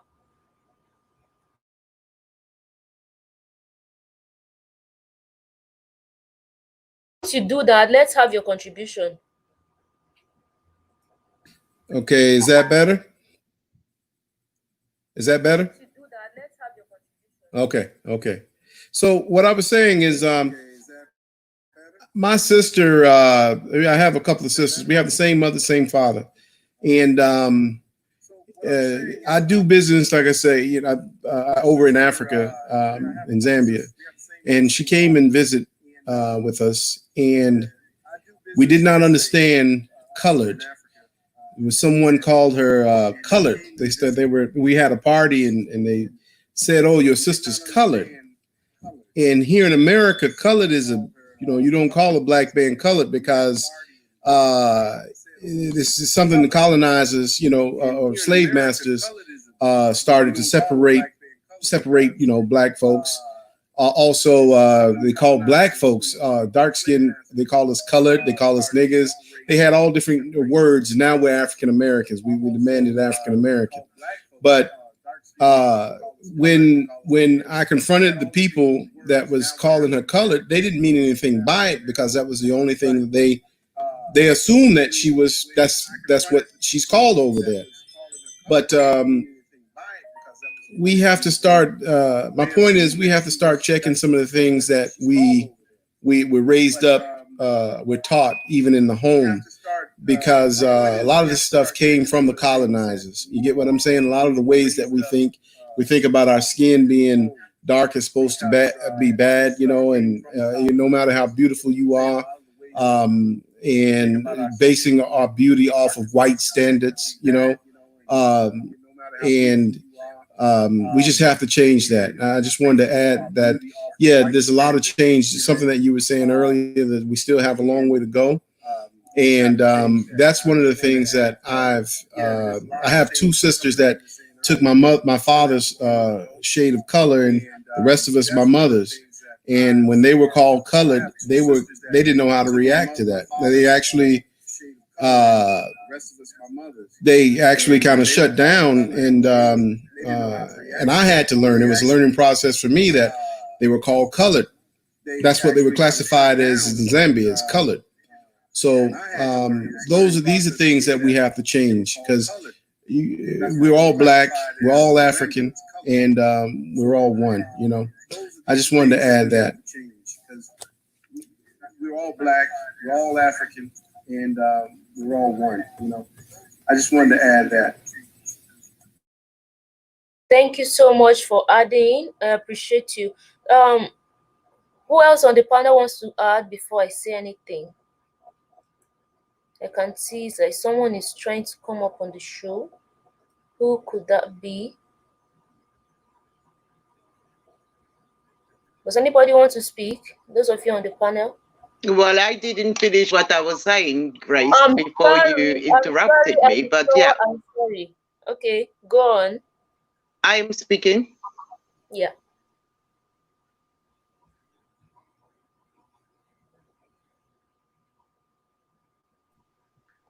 Yeah, because it was about this colorism point about changing skin colors and everything else.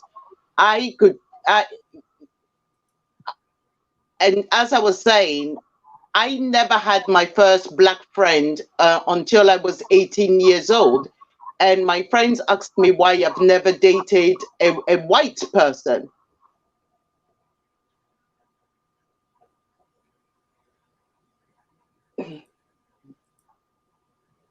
And I'm afraid love must be a really spiritual thing, because I don't find them attractive. I just don't.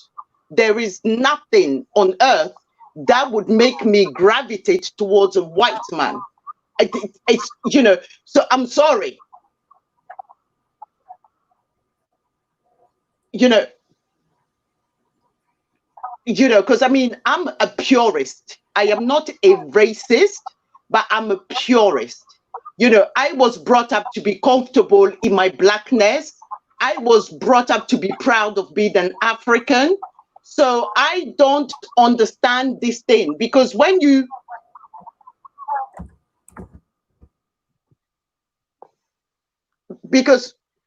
speak to a mixed race child and you ask them, where are you from? They will tell you that they're half of this and half of that. But you need to have an identity. You understand? You need to have an identity, because the problem with being in cultural relationships,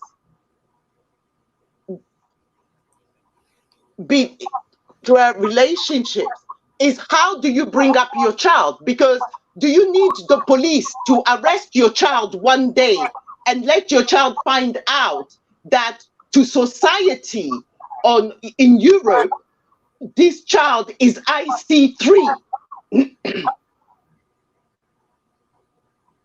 This child is IC3, which is the denomination the police uses for black people. You understand?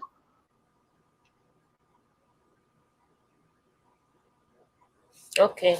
You know, so I mean, I don't understand. Personally, do I find mixed race children attractive? No, I don't. I think, look, in Cuba,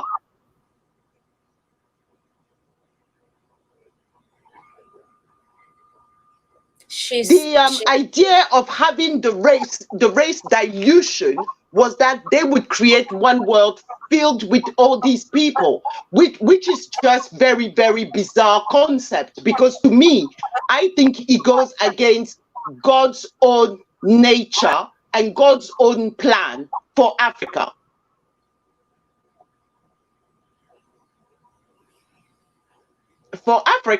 Because I have asked some of my friends who get involved with white women when they come to Europe, and I've said to them, are you sure that this woman is willing to take a bullet for you? And is she willing to follow you to Africa when you're ready to retire?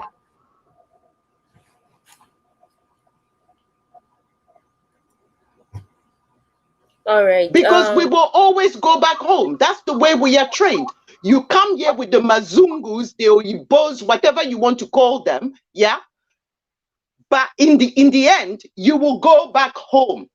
This is not your land. You are not free to be who you really want to be. So the mentality of this unfortunate young lady who ended up dying at the hands of a so-called white savior is actually very, very sad because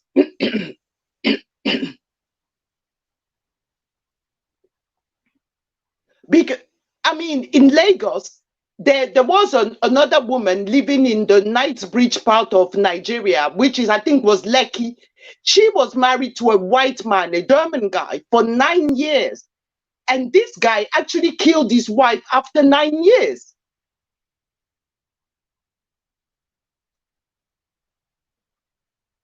I think that was I a mean, story I they made had reference children, to they had earlier. everything, they were married. So obviously she believed she was in love with that guy, I would like to think.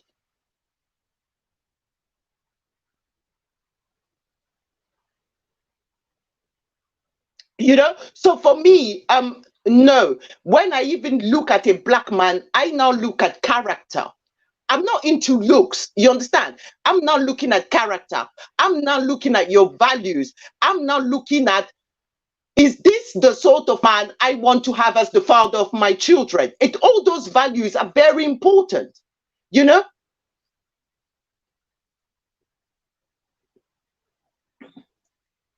Thank You you, know, Auntie so Flo. I know you a have a lot of lot. black women who decide to go out of race, or black brothers who decide to go out of race because, oh, sisters have too much attitude, they're very difficult, white girls are easier, all this and all that. You know, I'm tired of the slanderous statements that they make, you know, because I mean, karma is a bitch. You understand? Because I mean, black men need to realize that when you sit there and criticize a black woman, you actually are indirectly criticizing your mother, your sister, your auntie, anybody in your bloodline. All you are saying is that you detest them. You understand? That's what you are saying. Because when you're favoritizing a white person, I'm not saying you can't do it, but make sure that it is the love that was written about in all the holy books. Make sure that it is that love. Because if it's not that love, then we don't need to have a conversation. You understand? With white people, let's just respect ourselves as human beings, yeah? And don't get in my way. It's just simple and short as that. All right. Thank you so much, Flo. African Tigress, let's have your contribution. Welcome back. Thank you for coming. All right. Thank you so much for adding me back, sis. I appreciate. So, one thing, and I've always talked about, is the fact that as much as we might intermarry and all that, when you'll be having that white supremacist cop putting his knee on your neck, they won't care whether you have a white partner or not. That won't save you. Besides, I love my people. I love our people so much. And when we intermarry after 3 generations, if you get married to a different race and your child gets married to that race and your grandchild to that race, that's it. We'll be whitened out. And I don't know what is wrong. And I don't know what is wrong with us, because a lot of our people look at it and they feel like it's some sort of savior, low self-esteem, starting from the education system, whereby we are taught that everything from the West is better than what we have. We're trying to be like them. We don't love ourselves. We're willing to throw away everything that makes us who we are for them. So I believe there's a lot that needs to be done. First, we need to start with education, and we need to teach our young girls and boys to love themselves. We need to be buying dolls that look like us, not some Cinderellas and Barbies and I don't know what, because that is what is causing this. Sometime back, there's a Kenyan girl who was killed by her husband in, was it Netherlands? After they just got married, she'd never been back to see the family and all that. One day at night, the husband calls the cops that she cannot find the wife. The cops come, they search, they find that the wife is actually dead in some trench behind the house. And they had a 6-month child, so they could not even be allowed to investigate. The family in Kenya could not even be allowed to go to visit. Or like, as Africans, this thing we have, like people have to be buried in their motherland, in where they're coming from and all that. That was not possible. The family tried to intervene so that they can check what killed the woman or why did the woman die. And what happened? They said, oh, you don't have custody. I mean, here in the Netherlands, the person who's in charge or the next of kin for this lady is the husband. So the husband cremated her. Just like that, your daughter, your sister is gone forever. And the child they had, you'll never even get to see that child because they left a child who's 6 months old. I know there's a lot of people will be like, oh, but there are so many that are successful and all that. The fact is, I believe there's a lot of opportunities and there's a lot of things that you can do in Africa or among people who look like you. There could be challenges. Yes, we admit that it's not perfect. There could be challenges. But then on the other side, you can only go as far. You can only rise as much as they want you to rise. And they could be carrying wherever they love you or wherever some people say they're successful ones and all that. Fine, they could be all that. But the fact is, even in the very family, you'll hardly find that all of them support you. There was this other lady who, after the husband died, she was kicked. She was kicked away. She was so surprised that the people she called her in-laws and family, sisters-in-law, parents-in-law, didn't care at all. They were only tolerating her because they loved their son. When the son died, she was kicked to the streets alone, nothing. Like, you can't get anything. You're done. Like, the relationship is over. Like, that's the end. So we need to start having esteem. And I believe as Black people, Black men and women, we need to start loving each other some more and not discriminating, because all these kind of things, all these things are there. The discrimination and saying that white is better is also what is bringing another problem that you call colorism, whereby because the lighter complexion maybe are close to white, that is why we feel like, oh, we have to be like them. And that is why you find some people having issues with their colors. You find women bleaching and all that because we hate ourselves so much. So basically, that's my contribution. Yeah, let's just learn to love ourselves. Okay.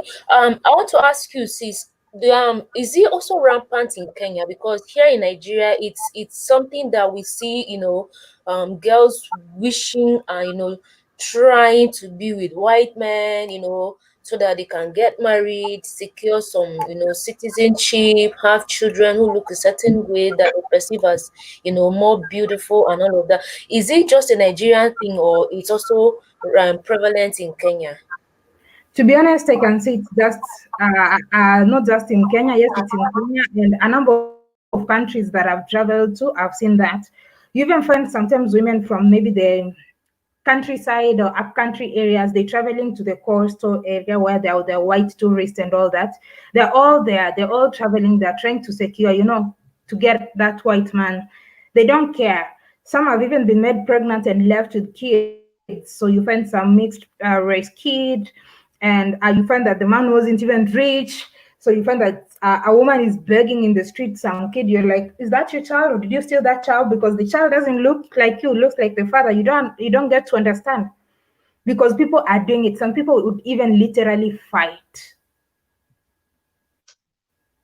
because I think it's a way that we've been conditioned. It's a way that we've been conditioned such that, I don't know, I try to imagine, like I mentioned, it's sad to imagine that after interracial marrying, and then another generation and another generation, and then that's it. Your color, your genes and everything is just gone, just like that. I don't know what's wrong with we Africa. And when I try to raise these issues, like yesterday, about 2 days ago, in some Kenyan group, there was this lady. She's white and she's in Nigeria. She has a Nigerian husband, and she was taking photos, and she shared some photos on the group with some kids with torn clothes and all that. You know what they always do, and then they will always try to put a nice caption on how they are helping these people, or on how they are enjoying their culture and all that. I raised that concern. I said, what you did is wrong. You cannot come here and start saying, and then you're trying to apologize and saying you meant nothing. You cannot do that. Whichever country that you're coming from, you're not going to do that. You're not going to be taking photos with girls, small girls and boys without their parents' permission and posting them on social media, looking like some savior there who's trying to help the whole of Africa. You cannot do that in your countries, but you can do that in Africa. And I was so disgusted in the comment section because a lot of people were like, it's okay. Some people are just jealous. Jealous of what? We hate ourselves so much that we're justifying. So I commented and I told her, as much as you keep praising this lady, as much as you say whatever you want to say, she's not going to give you a visa to their country. You're trying to act nice. You know what she did is wrong because none of the children that she posted is your child. So you're trying to act like, oh, it's okay. You have a good heart. Don't care about the negative comments. You're telling somebody who's doing that. I just told them, you think by soothing this person or trying to act friendly, they're going to give you a visa to their countries? No, they won't. I raised that concern and I was blocked from the group, and I've seen it a lot of times. People raising some concerns, stupid posts and all that, and it's always glorifying the West, glorifying the white man, glorifying, the white man, the white woman, because we hate ourselves so much. It's a problem. Yes, it's a problem. And it's something that really needs to be addressed, especially in Africa. Because a lot of times when you see somebody with white partner, white man or white woman, we are always like, wow. It's as if it's an achievement. And you'll be surprised that some parents even do this. Some parents support this. Some parents want to, like in the village, in the communities. There's some echo. Kindly mute your mic. Kindly mute your mic. Somebody in the panel. Okay. So in some villages, in some communities, you will see a woman or a lady or a family or a man whose daughter is married to a white person. They are like honored. They're treated better. My daughter, my son is married to some wherever from, I don't know, America or from, I don't know, Netherlands or wherever it is. So it's always like a sense of pride. Like that is how low our esteem is, that we need some other people to make us feel like the only thing we can achieve is by intermarrying them. Yeah. I agree with you, my sister, and that's a problem. It's prevalent in Nigeria as well. That's why I had to ask you.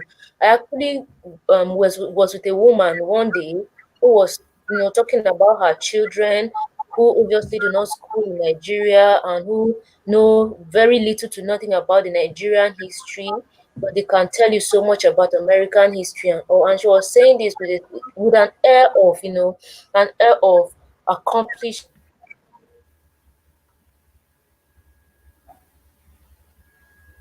and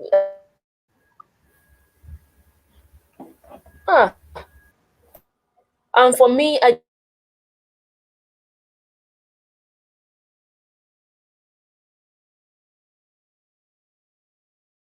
just couldn't, I couldn't just, oh my goodness.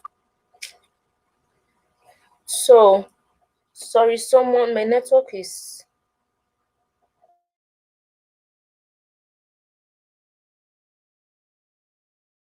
sorry. Someone is trying to call me and is disrupting the connection because I'm using my phone. Sorry about that.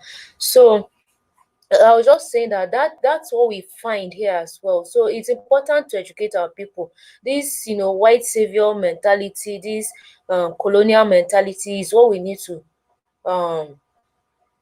address, that we are not inferior. We are just as deserving, like I said earlier, in all of our glory, our blackness, our cultures and everything, our ideas and all are just as worthy and deserving.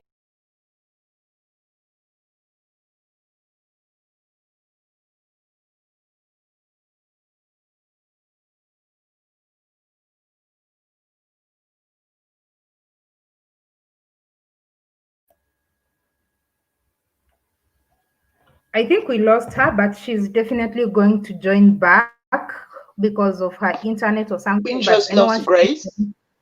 yeah, she's going to come back. So let's just be patient. Stop calling red people white. Expand your options, women. Don't let these men scare you. What are you talking about? All right. Maybe someone else in the chat wanted to add something. Yeah, go ahead. Yeah, can you hear me? Yes, we can. One thing that I also wanted to add, I always ask myself, like, what is a good hair? Good hair, like always people talk about good hair, like curly hair. To me, good hair is when your hair is how do you say, healthy. And when people say, oh, when they see a person with a good, like long hair, like especially black men nowadays, especially in the UK, they'll like, oh, when they see a light having a long curly hair, they'll be like, oh my gosh, she has a good hair. And to me, we need to stop that. Good hair is supposed to be healthy. Good hair is not long. Just that it doesn't mean a person have a long hair is their hair is good. No, there's people that have long hair, their hair is not good. Their hair is rubbish compared to people that have short hair.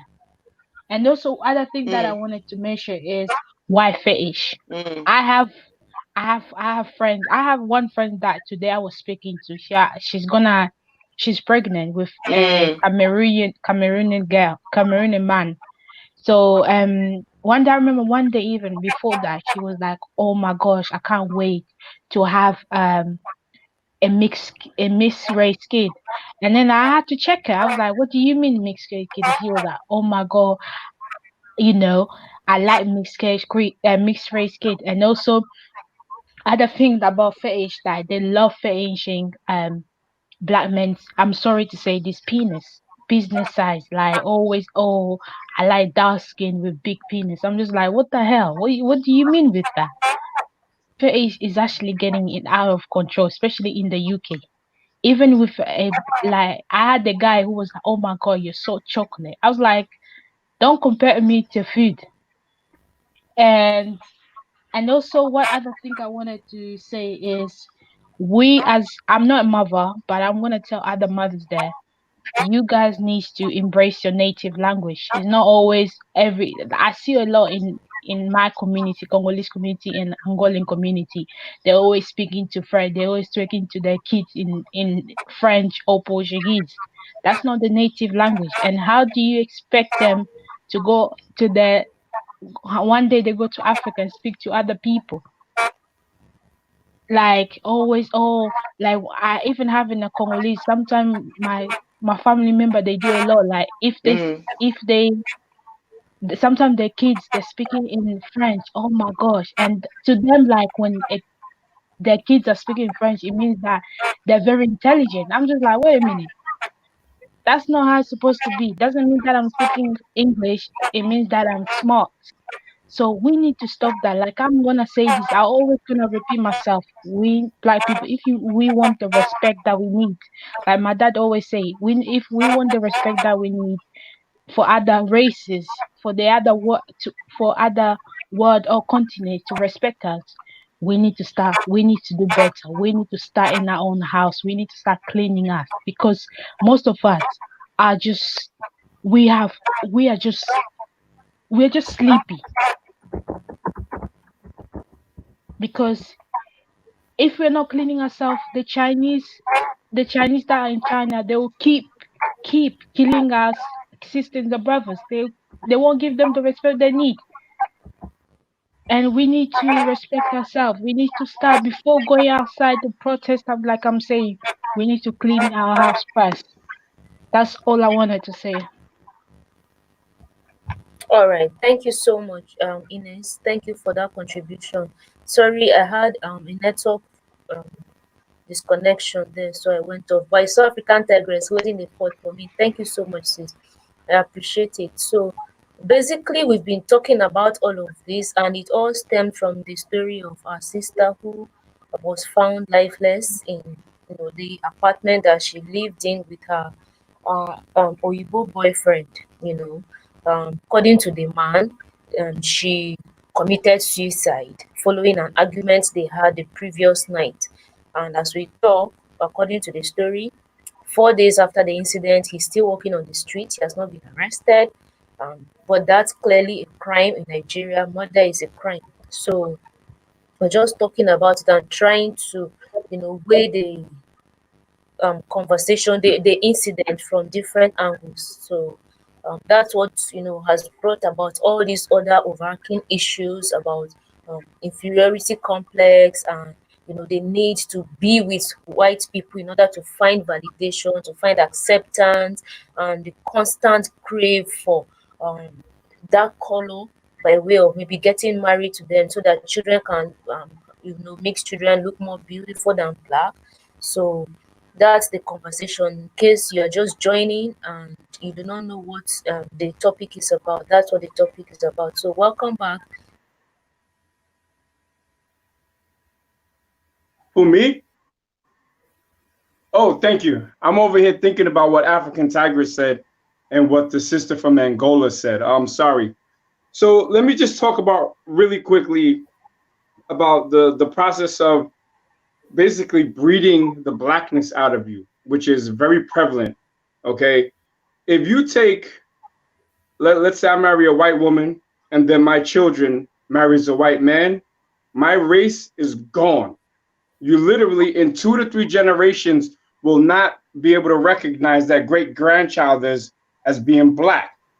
Now, that's a huge thing because right now I'm currently in Europe. I'm out here for a work project, but you see that the agenda is being pushed on television. You never see a black man and a black woman together. It's always a black woman with a white man or a black man with a white woman. And I've seen this. There's this guy.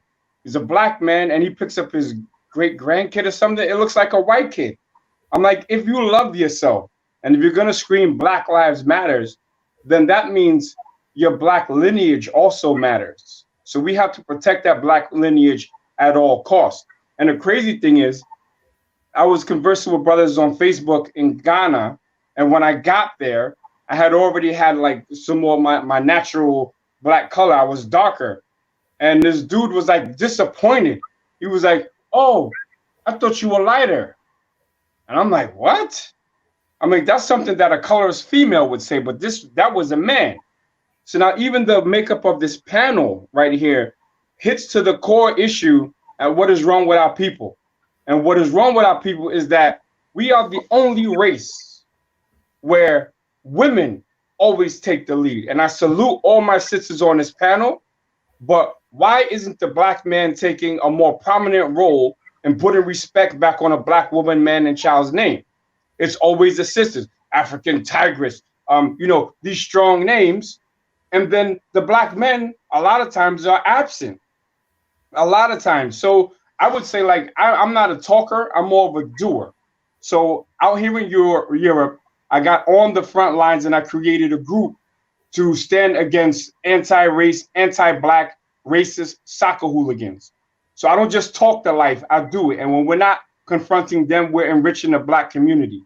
So, but what I noticed, it was so hard for me to get brothers organized just to stand up to protect the community. I had to meet with dudes 3 times, and on the second time, the guy said, "Can I meet with you just one more time?" I'm like, "Yo, bro, I'm not dating you. If I have to convince you to stand on the front line for black people, then I don't need you." You see what I'm saying? And that is a huge problem with us. As far as the protests and the riots are concerned, Black Lives Matters and all that, look, I don't have to validate my black life to anyone. And it sounds very beggy. Please value me. My life matters. No, these people hate us. So they're never going to value your life. The only way power is never given. Sometimes it's shared. And I'll give you an example from a geopolitical standpoint. America versus Russia, or now America versus China. The only reason they didn't blow each other up is because they both have the capability to blow each other up. So then they sit and talk. Sorry, someone has just been like trying to get on my nerves with this constant call that is interrupting things. Can you all hear me? Yeah. Yes, we can. Okay, so I'm sorry about that. I'm going to try to round up this stream in the next 20 minutes or so, because I've been here for 2 hours and 14 minutes. So let's just try to round up. I'm going to let us take turns to give our final words, and we shut down from there. So I'm going to start with Ines. Ines, I'm starting like this because on my screen I have Ines for African Tigress Nemezi, so that's why I called you first. Okay, that's fine. That's fine. What I'm gonna say is, like I said before, we Black people, we are beautiful. No matter what people say, we are always beautiful. And if we want the respect, like we need to stop begging for people to respect us. If we want the respect that we want in this world, we need to start in ourselves. We need to start cleaning ourselves. I'll always say this. I'll always repeat it. We need to clean ourselves, because there are people in our community that are very sick mentally, and we need to start by that. So yeah.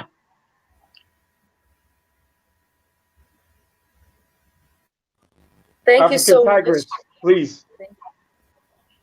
Yes, so Flo, you have the floor now. Let's have your final words. Me? No, Flo. Aunt Flo, can you hear me? Are you there? Okay.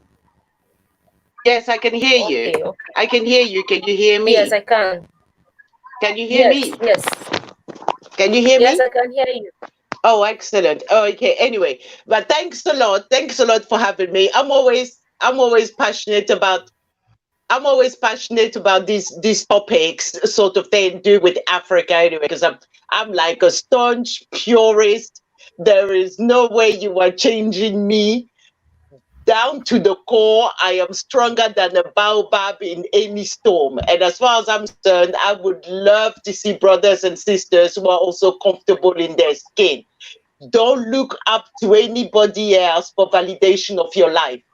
Understand? It's your parents who gave birth to you. It is God who created you from a fetus to what you are today. Okay? Human beings are actually God's eighth great miracle. Okay? So for me, no. If you need to go out of race, do it for love. Don't do it for anything else. And I'm talking about the pure love that is written about in the Bible. If that person is willing to take a bullet for you, that's fine. If you're also willing to take a bullet for them, that's fine. But if they're not willing, don't waste your time. Life is too precious. Thank you, Aunt Flo. But thank you. Nakmizi, let's have. All right. So, all right. I was in the middle of a flow, but it's all good. Check this out. This is what I'm talking about. Always speaking from a point of strength, not a point of weakness. We cannot always be on defense. So when a sister says we can take a bullet, or this one can take a bullet for you, or that one can take a bullet, how many bullets are we going to be taking? How many knees are going to be on our necks? African Tigress is from Kenya. Yes. Salute to the Mau Mau. Salute to the Mau Mau. This is what I'm talking about. Okay, I'm not gonna be, always trying to get other people to validate my life. Like the point I was making before was that the only reason people will give up power is if you demonstrate the ability to take power. That's it. Then they negotiate. I think it was George Bush said, we don't negotiate with terrorists, until they started bombing his ass. And then he said, hey guys, let's sit down and talk. Okay, so the only way that you're going to get these people to start respecting you is if you start taking your respect. So shout out to all the sisters on the panel. I will link up with you again. And yes, people hit me in the chat. They went to my thing, and I have a video that says Pan-Africanism is dead and stinking. And there was another one that said, the day I realized Pan-Africanism was dead. And we can talk about that on another topic, but we have to start taking our respect back. Once we do that, then we can start thinking about Pan-Africanism, because right now, all these African countries don't run their military. They don't run their natural resources. So how can Africa help the diaspora when Africa can't even help themselves yet? We have to clean house first. And once we do that, then we could talk about Pan-Africanism. I will never move to Africa. I'm telling you right now, I will never move to Africa, not because I don't love it, but because I am not a cut and run coward that will leave the diaspora to fight these devils by themselves. So I'm worth more here in the diaspora, putting work in for my people, and maybe we can ignite a fire from the diaspora all over the continent and bring Black people together to start taking back our respect. Peace and Black power. Thank you so much, Nakmizi.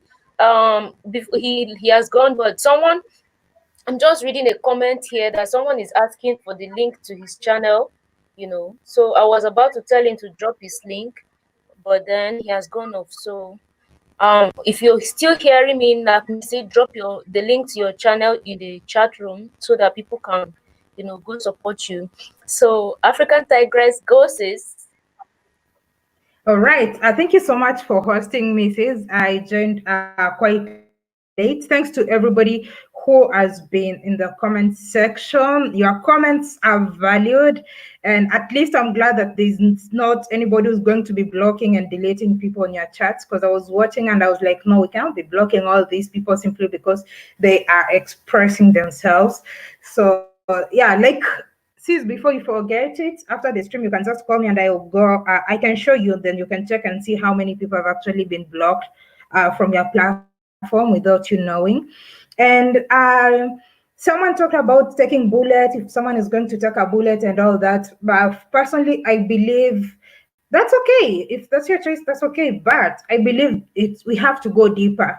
It's not always about us. It's not always about me. We are a community. This person can take a bullet for you, but he'll take that very bullet and shoot your brother and sister. So let's not just think of ourselves. Let's think about us as Black people, as a community, as a whole. It's not about if these people really did care, if they really cared about us, they would be supporting courses like people when there are people saying, oh, you need to pay for slavery, you need to pay for colonization. Are they speaking for that? They're not. So how is that helping us? So it has to be, if someone is if we are supposed to say that, oh, some of them are really caring, they're helping. No, they'll go to the street and demonstrate, oh, Black Lives Matter and all that. But the next day you'll be standing in the streets, or your brother or sister will be standing on the streets asking for help, and they will not. They're doing it for publicity, or maybe because they are bored. They're not pushing for the courses, like the reforms. They will not push for the reforms. They're not going to talk about oh, you stole diamonds, you stole equipment from Africa, you stole, your museums are filled with treasures that you stole from Africa. What about the crowns and all these things that you value, that you're making a lot of money in your museums from? Take them back to Africa. You stole them. Until then, that's when you can talk about people who really care about us. If they're not doing that, then, and they're just taking a bullet for just you as an individual, can we at sometime we need to think as a group, we need to think collectively about my people. It's not about you taking a bullet for me. If you're gonna take that bullet and shoot my brother and sister, so let's try and unite, and let it not always be just ours. So okay, I'm just reading a certain comment. Stop taking bullets, start making bullets. All right, so sister, thank you so much for the time. I appreciate it. You can check out my YouTube channel, African Tigress. I see a number of people on this chat who are also subscribers on my platform. But for those who are not, Virtue Grace is dropping my link. Kindly go ahead and subscribe so we can keep this conversation going. And so that, I always try to link the diaspora and continental Africans. So if you are all about that, if you're all about, uniting the Black people as a whole, go ahead and check my platform. Thank you, sis. I appreciate. All right, thank you so much. I appreciate you too for coming in. So like she said, I've dropped her link in the chat room. Kindly click on. So this is one sister who works so hard. I love her so much. Let me tell you a story. I always say this. I started my channel, and African Tigress was the first person I met who actually guided me on YouTube. Like, I was just so hungry. I knew I wanted to do this. I wanted to grow so badly, but being a new person, and there's one thing with me, I'm never the I'm never shy to ask questions when I don't know, because there's no harm in asking. The worst you can do is not answer me, but hey, that's okay. So I asked her how, because I saw she was growing, I saw she was growing, and then I asked her, and she gave me answers. She guided me. She said, do this, do that, and you see how you will grow. That was the beginning of my growth on YouTube. Like, I kept just growing and increasing, and then I met with the Maya through African Tigress. Yes, so it was through African Tigress that I got to know about with the Maya. So you see how it became a ripple effect. From African Tigress, I met with the Maya. So it has been like one increase to the other. So I love women who support women. And African Tigress is that one person that does that. She's one person I don't take for granted on YouTube. She's very selfless. So by all means, click on her link. And I'm not saying this because she's here. I've said it several times. I've told her and I've said it behind her. She was very, very instrumental to my growth, to what a lot of you have gotten to know me today as Virtue Grace. So everybody, just drop a heart emoji in the chat room for African Tigress. Just tell her thank you for me and for having her on my show for the first time today. Thank you so much, sis, and for your contribution. I appreciate it. Right. So I can see Doreen is in the chat room, guys. So today is just a good day. I actually got to connect with Doreen today. Doreen sent me an email. Like, my day was made. I was in the office and people didn't understand what was happening. So thank you so much, Doreen. I appreciate you. Doreen is that one person who has supported me. Doreen and John Mom and George, all these amazing people who have been supporting me right from when I was struggling. I'm not saying that I've arrived, I'm still growing, but right from the get-go, they've been there just assisting me. So I'm just so grateful and I'm thankful to every one of you. So let's show African Tigress that love as well. Drop a comment, go to her channel, support her. Let's all grow together. She's at 21,000. Please, let's get her to at least 22,000 this night. So click, watch her videos, share her videos. She makes very useful videos, like you heard her say, uniting the diaspora and Africans. So by all means, go support her. So thank you all so much. Thank you so much. For those of you watching who are Africans, continental Africans, you have work to do.